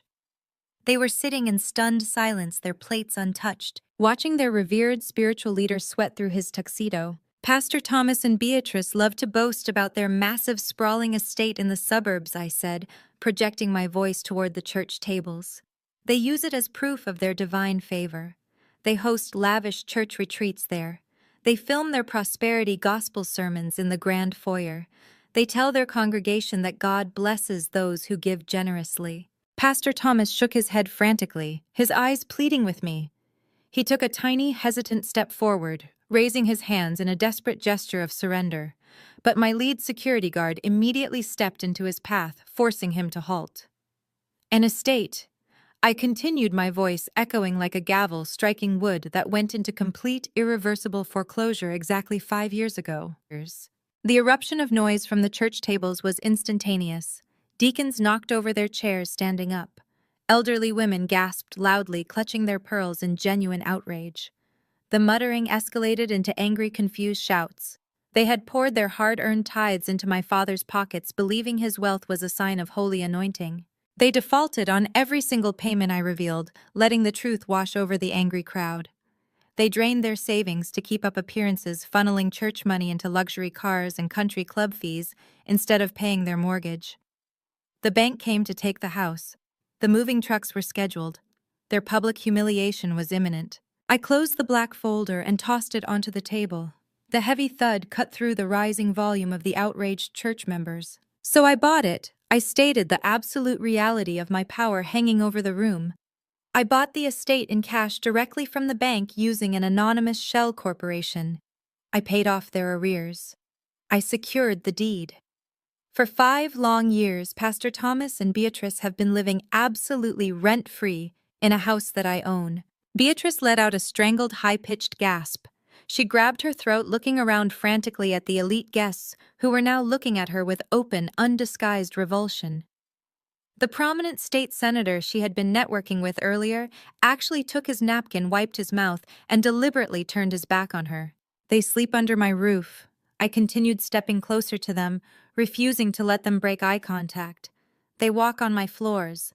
They entertain their wealthy friends in my dining room. And every single Sunday they stand at the pulpit and tell the entire church congregation that their eldest daughter is a wayward failure. They tell people to pray for my broken soul while sleeping in a bed that my supposedly broken soul paid for. Lies! Pastor Thomas shouted, his voice cracking into a desperate, unhinged shriek. He pointed a trembling finger at me, his holy persona entirely incinerated. She is lying. The devil is speaking through her. Vivian Sterling stepped forward, taking a position right beside me. She did not even need a microphone to make her voice carry. I assure you, Thomas, Vivian said, her tone dripping with aristocratic ice. Zoya does not lie. I have personally reviewed the property deeds and the wire transfers. Your name is on nothing. You are a squatter in a tuxedo. The entire ballroom erupted. The sheer magnificent brutality of Vivian Sterling publicly labeling a megachurch pastor a squatter was too much for the high society crowd to process silently. Laughter, genuine mocking laughter, broke out among the billionaire tech moguls and the real estate barons. They understood the ruthlessness of the business world, and they were watching a masterclass in corporate execution. Beatrice could not take it. The public humiliation, the utter destruction of her carefully curated social climbing fractured her mind completely. She let out a piercing, wordless scream of frustration and lunged toward me again, forgetting the massive security guards blocking her path. She did not make it 2 steps. My lead guard moved with blinding speed, catching her by the upper arms and firmly restraining her. She thrashed against his unyielding grip, her silver gown tearing at the shoulder, the beads scattering across the floor like raindrops. "Let me go!" Beatrice shrieked, kicking her silver heels wildly. "I am your mother. I brought you into this world. You owe me. You owe us." I looked at the woman who had birthed me, feeling absolutely nothing but a cold, clinical satisfaction. I raised the silver microphone to my lips one last time for this phase of the execution. "I owe you nothing," I said, my voice echoing over her frantic screaming. "I paid my debt the day I bought that house to save you from the streets. But your lease expired the moment you tried to destroy my firm to fund this fraudulent wedding. Consider this your official notice of eviction.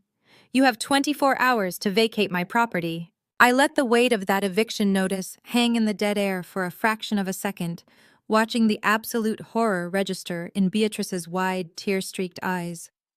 She was financially broken, socially incinerated, and legally cornered. The guard released his grip just enough to let her sag against the marble pillar, a sobbing, defeated shell of the tyrant who had ruled my childhood. I turned my back on her. She no longer mattered.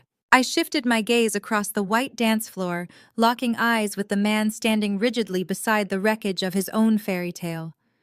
Julian Sterling stood tall, but the tension radiating from his posture was palpable. His hands were curled into tight fists at his sides. He was bracing himself for the final public execution of the woman he had intended to marry. I raised the silver microphone back to my lips, the cool metal a grounding anchor against the fiery adrenaline coursing through my veins. But the most interesting part of the audit, Julian, was the $500,000 you wired Chloe for the wedding expenses, I said, my voice projecting with a deadly, unwavering calm that echoed through every corner of the silent ballroom. Julian's jaw tightened so fiercely a muscle ticked visibly in his cheek. He knew exactly what was coming. I had placed the unredacted financial forensics directly into his hands just an hour prior. But hearing the clinical, devastating truth broadcast to 300 of the most powerful people in Atlanta was an entirely different kind of reckoning. I gestured casually with my free hand toward the breathtaking opulence surrounding us. I pointed to the cascading arrangements of rare white orchids draped over the balconies, to the silver candelabras, and to the waiters standing frozen holding silver trays of seared Wagyu beef. This is a spectacular event, I noted, my tone conversational yet laced with lethal precision. The design is flawless. The menu is extraordinary. It is the perfect illusion of generational wealth and limitless credit. There is just one glaring, unforgivable problem. I paused, letting my eyes sweep over the crowd before bringing them back to my sister. The caterers were not paid, I announced, dropping the words like heavy stones onto the polished floor. The florists were not paid. The event planners, the musicians, the lighting technicians, none of them have received a single dime of the $500,000 the Sterling family generously provided. A collective jagged breath was sucked in by the surrounding guests. The elite society of Atlanta operated on a strict, unbreakable code of financial decorum. You could be ruthless, you could be cutthroat, but you absolutely paid your vendors. To steal the very foundation of a high society wedding was a scandal of epic, unforgivable proportions. Because Chloe took that $500,000, I continued, my voice slicing through the rising tension, and funneled it directly into Pastor Thomas's offshore church mission fund to pay off his gambling debts. The ballroom erupted. It was not just a gasp this time. It was an explosion of chaotic, unrestrained outrage. The tables near the front, the ones occupied by the senior deacons, the board of trustees, and the wealthiest donors of my father's megachurch, descended into absolute pandemonium. Men in custom suits were shouting, slamming their fists against the linen-draped tables. Elderly women were crying out in disbelief, realizing the sacred mission fund they had faithfully poured their tithes into was nothing more than a personal slush fund for a degenerate gambler. The wholly untouchable facade of Pastor Thomas was permanently shattered, exposed as a pathetic scheme to cover up illegal bets placed in underground offshore casinos. My father literally crumpled. His legs gave out beneath him, and he collapsed onto a velvet dining chair, burying his face in his hands as his congregation turned on him with feral intensity. He was ruined. There would be no recovery, no repentant return to the pulpit, no redemption arc. He was facing federal wire fraud charges, and every single person in the room knew it. On the dance floor, Chloe's entire world was evaporating into thin air. The crushing reality of her public destruction finally severed her last tether to sanity. She dropped to her knees, the heavy silk and tulle of her $100,000 gown pooling around her in a tragic, useless halo of white. She looked up at Julian, her face contorted in a mask of primal, desperate panic. Her carefully applied makeup was completely destroyed, running in dark, jagged rivers down her cheeks. She crawled forward, her manicured hands scrambling across the pristine dance floor, and lunged for her groom. She grabbed the hem of Julian's tailored tuxedo jacket, clutching the fine Italian wool with a white-knuckled, frantic grip. "It is a lie!" Chloe sobbed, her voice breaking into a shrill, hysterical shriek that cut through the roaring crowd. She shook her head violently, tears flying from her face. "She is framing me. Julian, please, you have to believe me. She hates me. She has always hated me. She fabricated those documents because she wants to destroy our love. Please, Julian, do not listen to her." She was weaponizing her tears, falling back on the only tactic she had ever known: She was playing the helpless, victimized beauty, desperately hoping that Julian's affection for her would override the cold, hard logic of a forensic audit. She clung to his jacket, pulling at the fabric, weeping with a pathetic, theatrical intensity that might have worked on a weaker man. But Julian Sterling was not a weak man. He was the heir to a multi-billion-dollar real estate dynasty. He had been raised by Vivian Sterling, a woman who demanded absolute loyalty and punished deception with apocalyptic fury. Julian looked down at the woman weeping at his feet. The expression on his face was devoid of any remaining warmth, stripped entirely of the affection he had held for her just hours ago. There was no pity in his eyes. There was no hesitation. There was only absolute, unadulterated revulsion. He looked at Chloe not as a heartbroken bride, but as a parasite that had attempted to burrow its way into his family's vault. He moved with a sudden, violent finality. Julian ripped his jacket from her grip. The motion was so forceful, so filled with disgust, that Chloe was physically thrown off balance. She pitched forward, catching herself on her hands as Julian stepped back, putting several feet of distance between himself and the fraud he had almost married. "I saw the bank statements an hour ago, Chloe." Julian stated, his voice a low, terrifying rumble that carried a chilling resemblance to his mother's ruthless tone. Chloe froze, her hands splayed flat against the white floor, her breath hitching in her chest. Zoya's firm tracked every single wire transfer. Julian continued stepping forward and looming over her, his shadow falling across her ruined dress. "You did not just make a mistake. You created dummy corporations. You set up shell accounts. You routed Sterling Capital through a Cayman Islands offshore fund disguised as a church charity to cover your father's illegal gambling syndicate. I saw the timestamps. I saw the IP addresses. I saw your signature on the authorization forms." Chloe opened her mouth to speak, to launch another desperate, tear-filled excuse, but no sound came out. The air had been completely sucked from her lungs. The realization that the man she thought she had successfully manipulated had been holding the undeniable proof of her crimes for an entire hour shattered her. He had let her walk down the aisle. He had smiled at her during the photographs. He had let her believe she had won all while waiting for the architect of her destruction to arrive and drop the guillotine. Julian leaned down slightly, his blue eyes flashing with a cold, unforgiving rage. He delivered the final fatal blow to her grand illusion. "You didn't just lie to me," Julian said, his words sharp and deliberate, ensuring they echoed in the cavernous silence that had fallen over the immediate vicinity of the dance floor. "You stole from my family." The weight of that sentence hung over the ballroom. To steal from a Sterling was to sign your own financial and social death warrant. Julian straightened his posture, buttoning the single button of his tuxedo jacket with practiced, aristocratic elegance. He turned his back on Chloe completely, leaving her crumpled and sobbing on the floor. He walked directly over to where his mother, Vivian, was standing beside me. Julian offered a crisp, formal nod to Vivian, acknowledging her supreme authority before turning his gaze to me. The anger in his eyes was replaced by a deep, undeniable respect. He extended his right hand toward me. "Thank you, Zoya," Julian said, his voice carrying the calm, professional tone of a man sealing a high-stakes corporate merger. "Your firm's discretion and unmatched efficiency have saved this family from a catastrophic liability. The Sterling Empire is deeply in your debt." I shifted the microphone to my left hand and reached out, meeting his grip with a firm, solid handshake. The business transaction was complete. The liability had been neutralized. Apex Holdings is always committed to protecting our partners. Julian Furs replied smoothly, giving a slight acknowledging nod. "The audit is complete. The accounts have been frozen. The threat is eliminated." The finality of my words hung in the chandelier-lit air, a definitive death knell for the fraud that had orchestrated this entire circus. Julian stepped back officially, aligning himself with the absolute power of the Sterling Empire and its new protector, leaving my so-called family completely isolated on the pristine white dance floor. The silence that followed was not empty.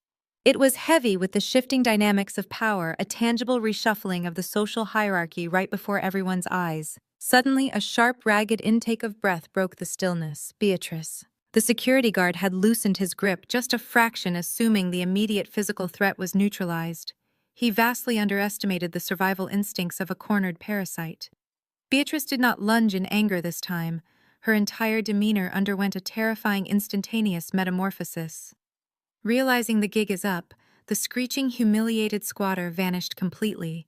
In her place, a grotesque caricature of maternal pride emerged, painted over a foundation of absolute suffocating panic. She smoothed down the torn fabric of her silver gown with violently shaking hands, forcefully shoving her disheveled hair out of her face. Her chest heaved, but her mouth stretched into a wide, unnatural, trembling smile. It was a psychotic expression, a frantic mask of forced adoration that entirely failed to reach her wide, terrified eyes. She scrambled forward, her silver heels clicking erratically against the polished floor, her arms outstretched as if moving to embrace a long-lost savior. "Zoya, my beautiful, successful daughter," Beatrice cried out, her voice shrill and echoing with a desperate, cloying sweetness that made my skin crawl. The sheer audacity of the desperate pivot sent a wave of fresh revulsion through the ballroom. The elite guests whispered among themselves, visibly appalled by the shamelessness of a woman who mere minutes ago had publicly declared me trash. "I always knew it," Beatrice babbled, closing the distance, her hands reaching out to grasp my crimson Tom Ford suit. "I always knew you were a genius. My brilliant girl, all those long hours you worked, I told your father, I said, our Zoya is destined for greatness. You see, Julian, she is a sterling caliber woman." She was hyperventilating, her eyes darting frantically between me, Julian, and Vivian Sterling, desperately trying to tether her rapidly sinking ship to my newly revealed armada. She genuinely believed she could overwrite a lifetime of relentless psychological warfare with a few seconds of frantic flattery. "We can fix this," Beatrice pleaded, her voice dropping to a frantic conspiratorial whisper. Meant only for me, though the dead silence of the room broadcasted every single syllable to the captivated audience. "It was just a misunderstanding with the funds, Zoya. We can put the money back. You have so much now you can cover it. We are family. Blood is blood. We can fix this. And just keep it in the family." I did not flinch. I did not blink. As her grasping manicured fingers reached for my lapels, I simply took one deliberate step back, looking at her like she was a highly contagious disease. The motion was small, but it carried the immovable weight of a reinforced steel barricade. I examined the woman who shared my DNA with the cold, clinical detachment of a scientist observing a particularly repulsive specimen under a microscope. My security detail immediately stepped forward to intercept her, but I raised a single hand, halting them in their tracks. I wanted her to hear this. I wanted the entire room to witness the absolute severance of the toxic tether that had bound me for decades. "Family," I repeated, letting the word roll off my tongue like poison. I looked down at her trembling, outstretched hands. Those were the same hands that had slapped me when I asked for help with my basic college expenses. Those were the same hands that had lovingly packed Chloe's expensive designer luggage while tossing my modest belongings into black garbage bags. "When you manipulated me into paying for Chloe's exorbitant university tuition," I said, my voice slicing effortlessly through her frantic panting. "When you bled my accounts dry to fund her sorority dues and European vacations, you called it my duty. You told me that financially supporting my beautiful, talented sister was the only useful purpose my plain, unremarkable life could ever serve." Beatrice's psychotic smile began to fracture, her lower lip quivering as the harsh truth hit the open air. She shook her head frantically, trying to interrupt, but my voice rose, drowning out her pathetic whispered denials. "When you sent me that vicious audio message this morning," I continued, taking a step forward now, forcing her to shrink back under the weight of my authority. "When you explicitly told me I wasn't allowed at this wedding, that I was forbidden from stepping foot on this estate, you called me an embarrassment. You said my presence would stain Chloe's perfect day. You said I was the ugly secret meant to be kept permanently in the dark." I let my gaze sweep over the crowd, letting the billionaire senators and socialites absorb the sheer depravity of the woman standing before them. The judgment radiating from the audience was palpable, a heavy, suffocating blanket of disgust settling heavily over Beatrice's shoulders. I brought my eyes back to my mother, stripping away the very last ounce of mercy I possessed. You do not get to rewrite history, I stated, my voice ringing with absolute irreversible finality. You do not get to play the proud, loving mother. You don't get to claim me now that my bank account is public knowledge. You chose your daughter Beatrice, and she is kneeling right behind you, completely bankrupt and utterly ruined. Beatrice physically recoiled as if she had been struck across the face. The reality of her total isolation finally breached her deeply ingrained delusions. She let out a whimpering, broken sound and sank to the floor next to Chloe. The two shattered grifters knelt side by side, weeping in the spectacular ruins of their grand deception. But the reckoning was not yet complete. I turned my attention away from the weeping women and focused entirely on the real architect of this financial and moral disaster. Throughout my confrontation with Beatrice, Pastor Thomas had remained slumped in a velvet dining chair near the edge of the dance floor, paralyzed by a terror so profound it had robbed him of speech. He was sweating profusely, his custom-tailored tuxedo jacket clinging damply to his trembling frame. He had watched his wife humiliate herself, and he had watched his favored daughter's criminal actions exposed to the world, but the true nightmare was rapidly brewing at Table 4. Table 4 was the absolute epicenter of Greater Hope Ministries' power structure. It was occupied by the senior deacons, the board of trustees, and the foundational wealthy donors who had blindly funded Thomas's lavish lifestyle under the guise of holy devotion. For the past 15 minutes, they had been quietly absorbing the concussive shockwaves of the audit's revelations. They had heard about the sprawling estate going into foreclosure. They had heard about the $500,000 brazenly stolen from the Sterling family. And most damning of all, they had heard exactly where that stolen money went. The heavy, suffocating silence of the ballroom was shattered by the harsh screech of wooden chair legs violently scraping against the marble floor. The deacons of Greater Hope Ministries, 6 formidable men in dark suits, who had once treated my father with godlike reverence, stood up in unison. The synchronized movement was ominous, a unified front of absolute betrayal and righteous burning fury.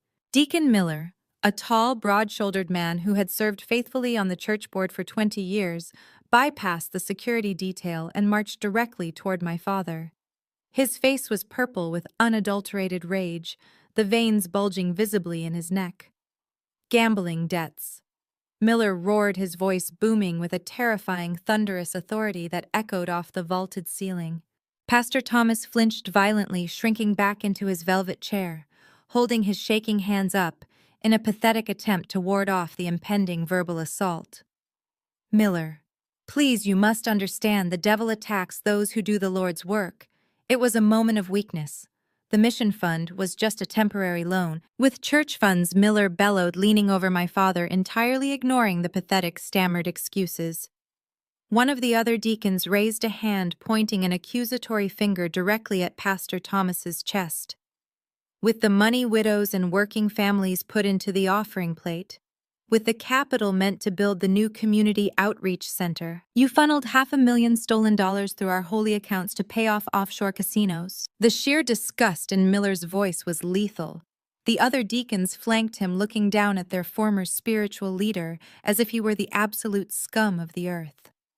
The illusion of divine favor, the decades of manipulative prosperity gospel sermons, the unshakable moral authority, it all evaporated into thin air, leaving behind nothing but a desperate thieving fraud in a sweaty suit. "You are finished," Thomas Miller pronounced, delivering the final crushing verdict. "The board is convening an emergency session tonight. You are stripped of your title. You are permanently locked out of the church. We are freezing every single ministry account, and we are handing all our financial ledgers directly to the federal authorities. May God have mercy on your soul, because we absolutely will not." The absolute certainty of federal prison time, the total loss of his carefully constructed empire, and the irreversible public humiliation hit Pastor Thomas with the devastating force of a physical blow. He gasped loudly, his eyes rolling back slightly as his hand flew to his chest. He collapsed heavily against the back of the velvet chair, his breathing ragged and impossibly shallow. He sat there clutching his chest, a broken man watching helplessly as his entire reputation and his entire life's work disintegrated in seconds right in front of him. The air in the ballroom remained thick and heavy, charged with the electric aftermath of the deacon's furious departure. Pastor Thomas remained slumped in his velvet chair, wheezing, his eyes darting wildly across the room. He was searching desperately for a single sympathetic face among the hundreds of wealthy elites who were now glaring at him with pure, unadulterated disdain. He found none. The men who had previously shaken his hand and praised his televised sermons were now actively stepping away, treating the space around him as a highly contagious quarantine zone. His holy empire had been reduced to ash in a matter of seconds, and the absolute reality of his impending federal prosecution was settling heavily onto his shaking shoulders. I turned my attention back to my leather briefcase resting on the edge of the vacant dining table. The black financial folder had delivered its fatal payload, but there was one final piece of administrative housekeeping required to completely sever my ties to these parasites. I reached inside and pulled out a thick, legal-sized envelope. It was sealed with the crisp, unmistakable insignia of my firm's elite legal team. The heavy parchment felt substantial in my grip, carrying the weight of absolute binding law. I stepped toward the edge of the white dance floor, stopping just a few feet away from where Beatrice and Chloe were still huddled weeping in a puddle of ruined designer fabric. With a flick of my wrist, I tossed the heavy envelope. It landed with a sharp smack directly at my parents' feet, sliding across the polished marble until it bumped against Beatrice's silver heels. Beatrice flinched, staring down at the envelope as if it were a live explosive. "That is a 30-day eviction notice," I announced, my voice carrying an icy, uncompromising resonance that left no room for negotiation. "It has been filed with the county clerk, signed by a superior court judge, and is fully enforceable by local law enforcement. You have exactly 1 month to get your things out of my house. Every piece of furniture, every tacky chandelier, every single item bought with stolen church money must be removed from the premises." I let my gaze sweep over Beatrice's horrified, tear-streaked face. "After 30 days, the locks will be changed, the security codes will be wiped, and anything left behind will be tossed directly into a dumpster. You are officially out on the street." I turned my eyes to Pastor Thomas, who was still clutching his chest, his face a sickly, pallid shade of gray. The sweat was dripping from his chin onto his ruined tuxedo collar, staining the crisp white fabric. "And Pastor," I added, leaning forward just enough to ensure the promise of utter destruction registered in his panic-stricken eyes, "you better hope the IRS doesn't see the file I just forwarded to them." The mention of the IRS was the ultimate inescapable death blow. The remaining color drained completely from his face. He knew the offshore accounts, the dummy corporations, the tax evasion, and the illegal gambling wires were all meticulously documented within the digital files my firm possessed. He let out a low, whimpering groan and slumped forward, entirely broken. The execution was complete. I had dismantled a decade of abuse, theft, and manipulation in a matter of minutes. Julian stepped forward, moving with the predatory, confident grace of a man reclaiming his territory. He did not look at his weeping bride. He did not acknowledge the groveling pastor or the hysterical mother.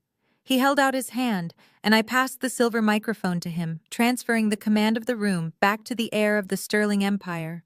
Julian tapped the microphone once. His gaze swept across the expansive ballroom, meeting the eyes of the prominent state senators, the tech billionaires, and the old money matriarchs who had gathered to witness what was supposed to be the wedding of the decade. "Ladies and gentlemen," Julian began, his voice projecting with a deep, resonant authority that commanded absolute obedience from the elite crowd. "I sincerely apologize for the disruption to this evening's events. However, the Sterling family does not negotiate with thieves, and we certainly do not marry them." He paused, letting his icy blue eyes fall down to Chloe, who was staring up at him with a look of pure, unadulterated terror. She opened her mouth to beg one last time, but Julian's voice completely overpowered her. "The wedding is cancelled," Julian declared, his tone devoid of any emotion, sealing her fate with absolute finality. A collective murmur of shock and fierce approval washed over the high society crowd. Julian raised his hand, signaling the perimeter of the grand ballroom. "Security." Julian commanded, his voice echoing sharply. "Escort the bride and her family off my property immediately." Instantly, a dozen highly trained, broad-shouldered men in crisp black suits materialized from the shadows of the ballroom. They moved with terrifying military precision, their expressions blank, their intentions absolute. They formed a tight, impenetrable perimeter around the sobbing, broken family, effectively trapping them on the dance floor. But before the guards could physically lay hands on the trespassers, a frantic figure broke through the crowd near the premium open bar. It was Tiana. My cousin, the one who had so gleefully stolen my custom-tailored dress, was sprinting toward the dance floor. The panic on her face was absolute. She had watched the financial slaughter unfold from the sidelines, realizing with horrifying clarity that her entire meal ticket was gone. The free rides, the luxury vacations, the elite access to the Sterling Empire, it was all evaporating into thin air. She saw the ship sinking and decided to make one last desperate attempt to jump aboard a lifeboat. She shoved past a bewildered waiter, nearly tripping over the hem of the stolen gown. She threw herself toward me, stopping just inches away, as my personal security guard stepped aggressively into her path, blocking her advance. She was shaking her eyes wide and manic. "Zoya, Zoya, wait," Tiana pleaded, her voice cracking with desperation. She forced a hysterical, trembling smile, desperately trying to channel the fake, sweet demeanor she had always used to manipulate situations to her advantage. "Please, Zoya. I had nothing to do with the embezzlement. I didn't know about the church funds or the fraud. You know me, we grew up together. You are the CEO of Apex Holdings, you have so much power." She clasped her hands together in a pathetic, groveling gesture of submission.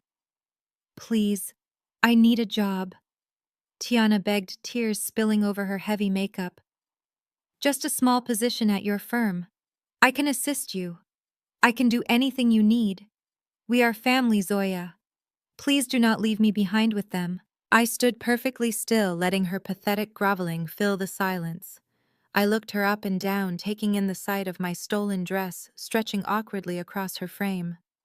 The intricate beading was pulling violently at the seams, the expensive silk wrinkled and abused by her frantic running.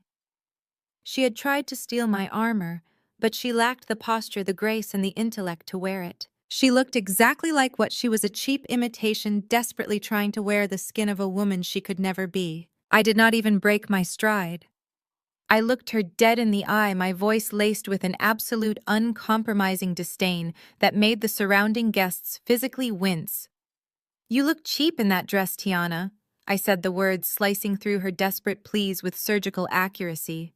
"And your character is even cheaper." Tiana recoiled as if she had been struck violently across the face with an iron bar. The fake smile shattered, instantly replaced by a mask of utter humiliation as the surrounding high society guests let out a collective mocking scoff. She looked down at the stolen gown, the reality of her own pathetic, parasitic existence, crushing her completely. She had nothing left to say. I did not wait for her to formulate a response. The transaction was over. The liability had been permanently eliminated from my life. I turned my back on her, pivoting smoothly on my heel. I faced the grand exit of the ballroom, my posture perfectly straight, the crimson Tom Ford suit acting as an impenetrable shield of absolute victory. Behind me, the Sterling security detail moved in. I heard the sharp, commanding voices of the guards ordering the family to move. Then came the frantic, chaotic physical struggle. Beatrice shrieked a wild, feral sound of pure denial as a guard grabbed her by the arm and hauled her forcefully to her feet.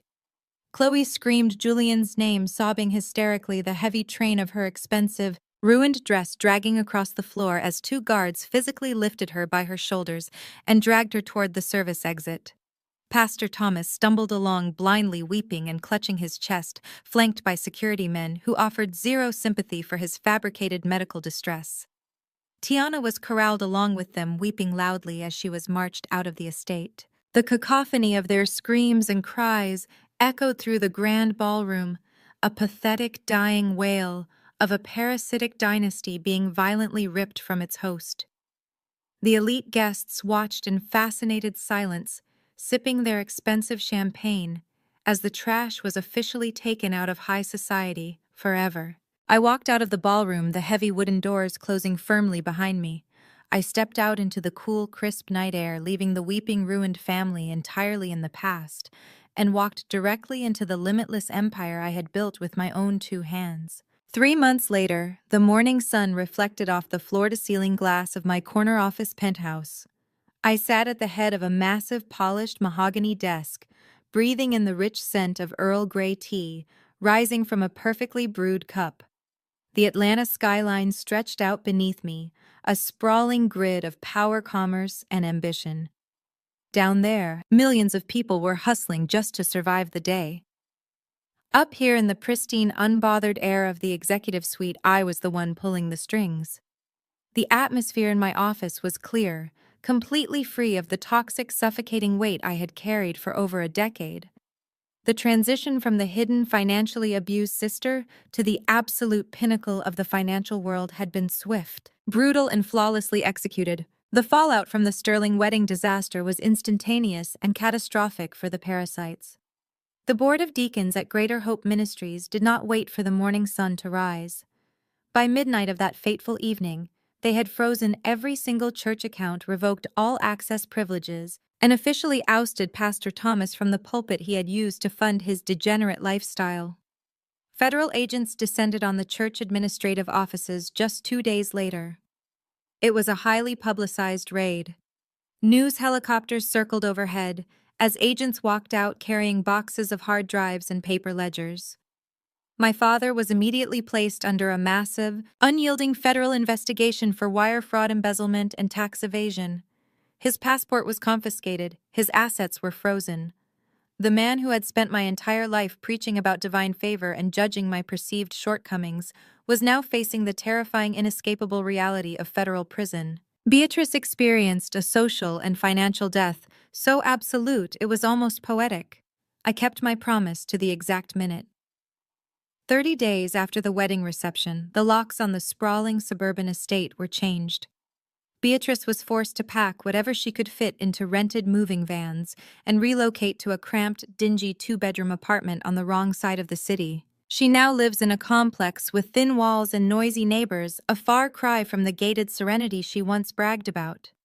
Her platinum credit cards were declined everywhere, flagged and frozen by the banks she could no longer pay. The elite country club society she had worshipped and bled herself dry to impress completely excommunicated her overnight. The women who used to drink expensive mimosas on her patio now crossed the street to avoid making eye contact. Without my silent financial lifeline, she was reduced to a bitter, isolated ghost, counting pennies at the discount grocery store, entirely cut off from the glamorous world she felt so entitled to rule. And then there was Chloe. The ultimate karma had finally caught up with the family's golden child. The fabricated fairy tale was permanently canceled, and the reality check was devastating. She was drowning in the massive, high-interest debt she had accumulated, trying to fake her billionaire lifestyle. With Julian entirely out of the picture and my bank account securely locked down, Chloe was forced to actually work for a living. The former elite Spelman girl who used to mock my unmanicured hands and modest clothes was now standing on her feet for 9 hours a day. She was working as a front desk receptionist at a low-end retail boutique in a dying shopping mall. She spent her days wearing a polyester uniform, organizing clearance racks, and dealing with angry, screaming customers. Her curated, luxurious social media persona was shattered beyond repair. Her thousands of followers vanished the moment the scandal broke. There were no more private jets, no more designer gowns, and absolutely no more free rides. In stark contrast, my own empire was thriving beyond my wildest projections. The public execution of Chloe and her parents did not damage my professional reputation. It solidified it entirely. Vivian and Julian Sterling remained my most loyal, dedicated clients. They understood the incredible value of an asset manager who possessed absolute, unflinching loyalty and the ruthlessness to protect her clients at all costs. Our business partnership deepened significantly in the aftermath of the canceled wedding. Vivian trusted me implicitly, shifting the entirety of her family's domestic and international holdings directly into Apex Holdings. Within a single fiscal quarter, the massive influx of sterling capital had doubled my firm's annual revenue. I had saved them from a catastrophic parasitic attachment, and in return they cemented my position at the absolute top of the financial hierarchy. A soft chime broke the peaceful silence of my penthouse office. I glanced down at the sleek smartphone resting next to my teacup. The screen illuminated, displaying a flood of incoming notifications. I picked up the device and tapped the screen. I had exactly 47 unread emails. They were all from my mother and my sister. The subject lines were a pathetic, desperate chorus of begging. They pleaded for a second chance. They begged for a temporary loan just to get them through the month. They asked if we could just sit down and talk as a family, promising that things would be different now. I stared at the desperate digital pleas, feeling absolutely nothing but a mild, fleeting sense of boredom. Without a single second of hesitation, I tapped the screen. I hit select all. I hit delete. Then I permanently blocked their email addresses, their phone numbers, and any remaining avenues of contact. The digital trash was taken out, finalizing the eviction I had started 3 months prior. They thought that by erasing me from their perfect family portrait, they could break my spirit. But they forgot one crucial detail. I was the one who bought the canvas, paid for the paint, and owned the gallery. Sometimes the most devastating revenge isn't screaming or fighting.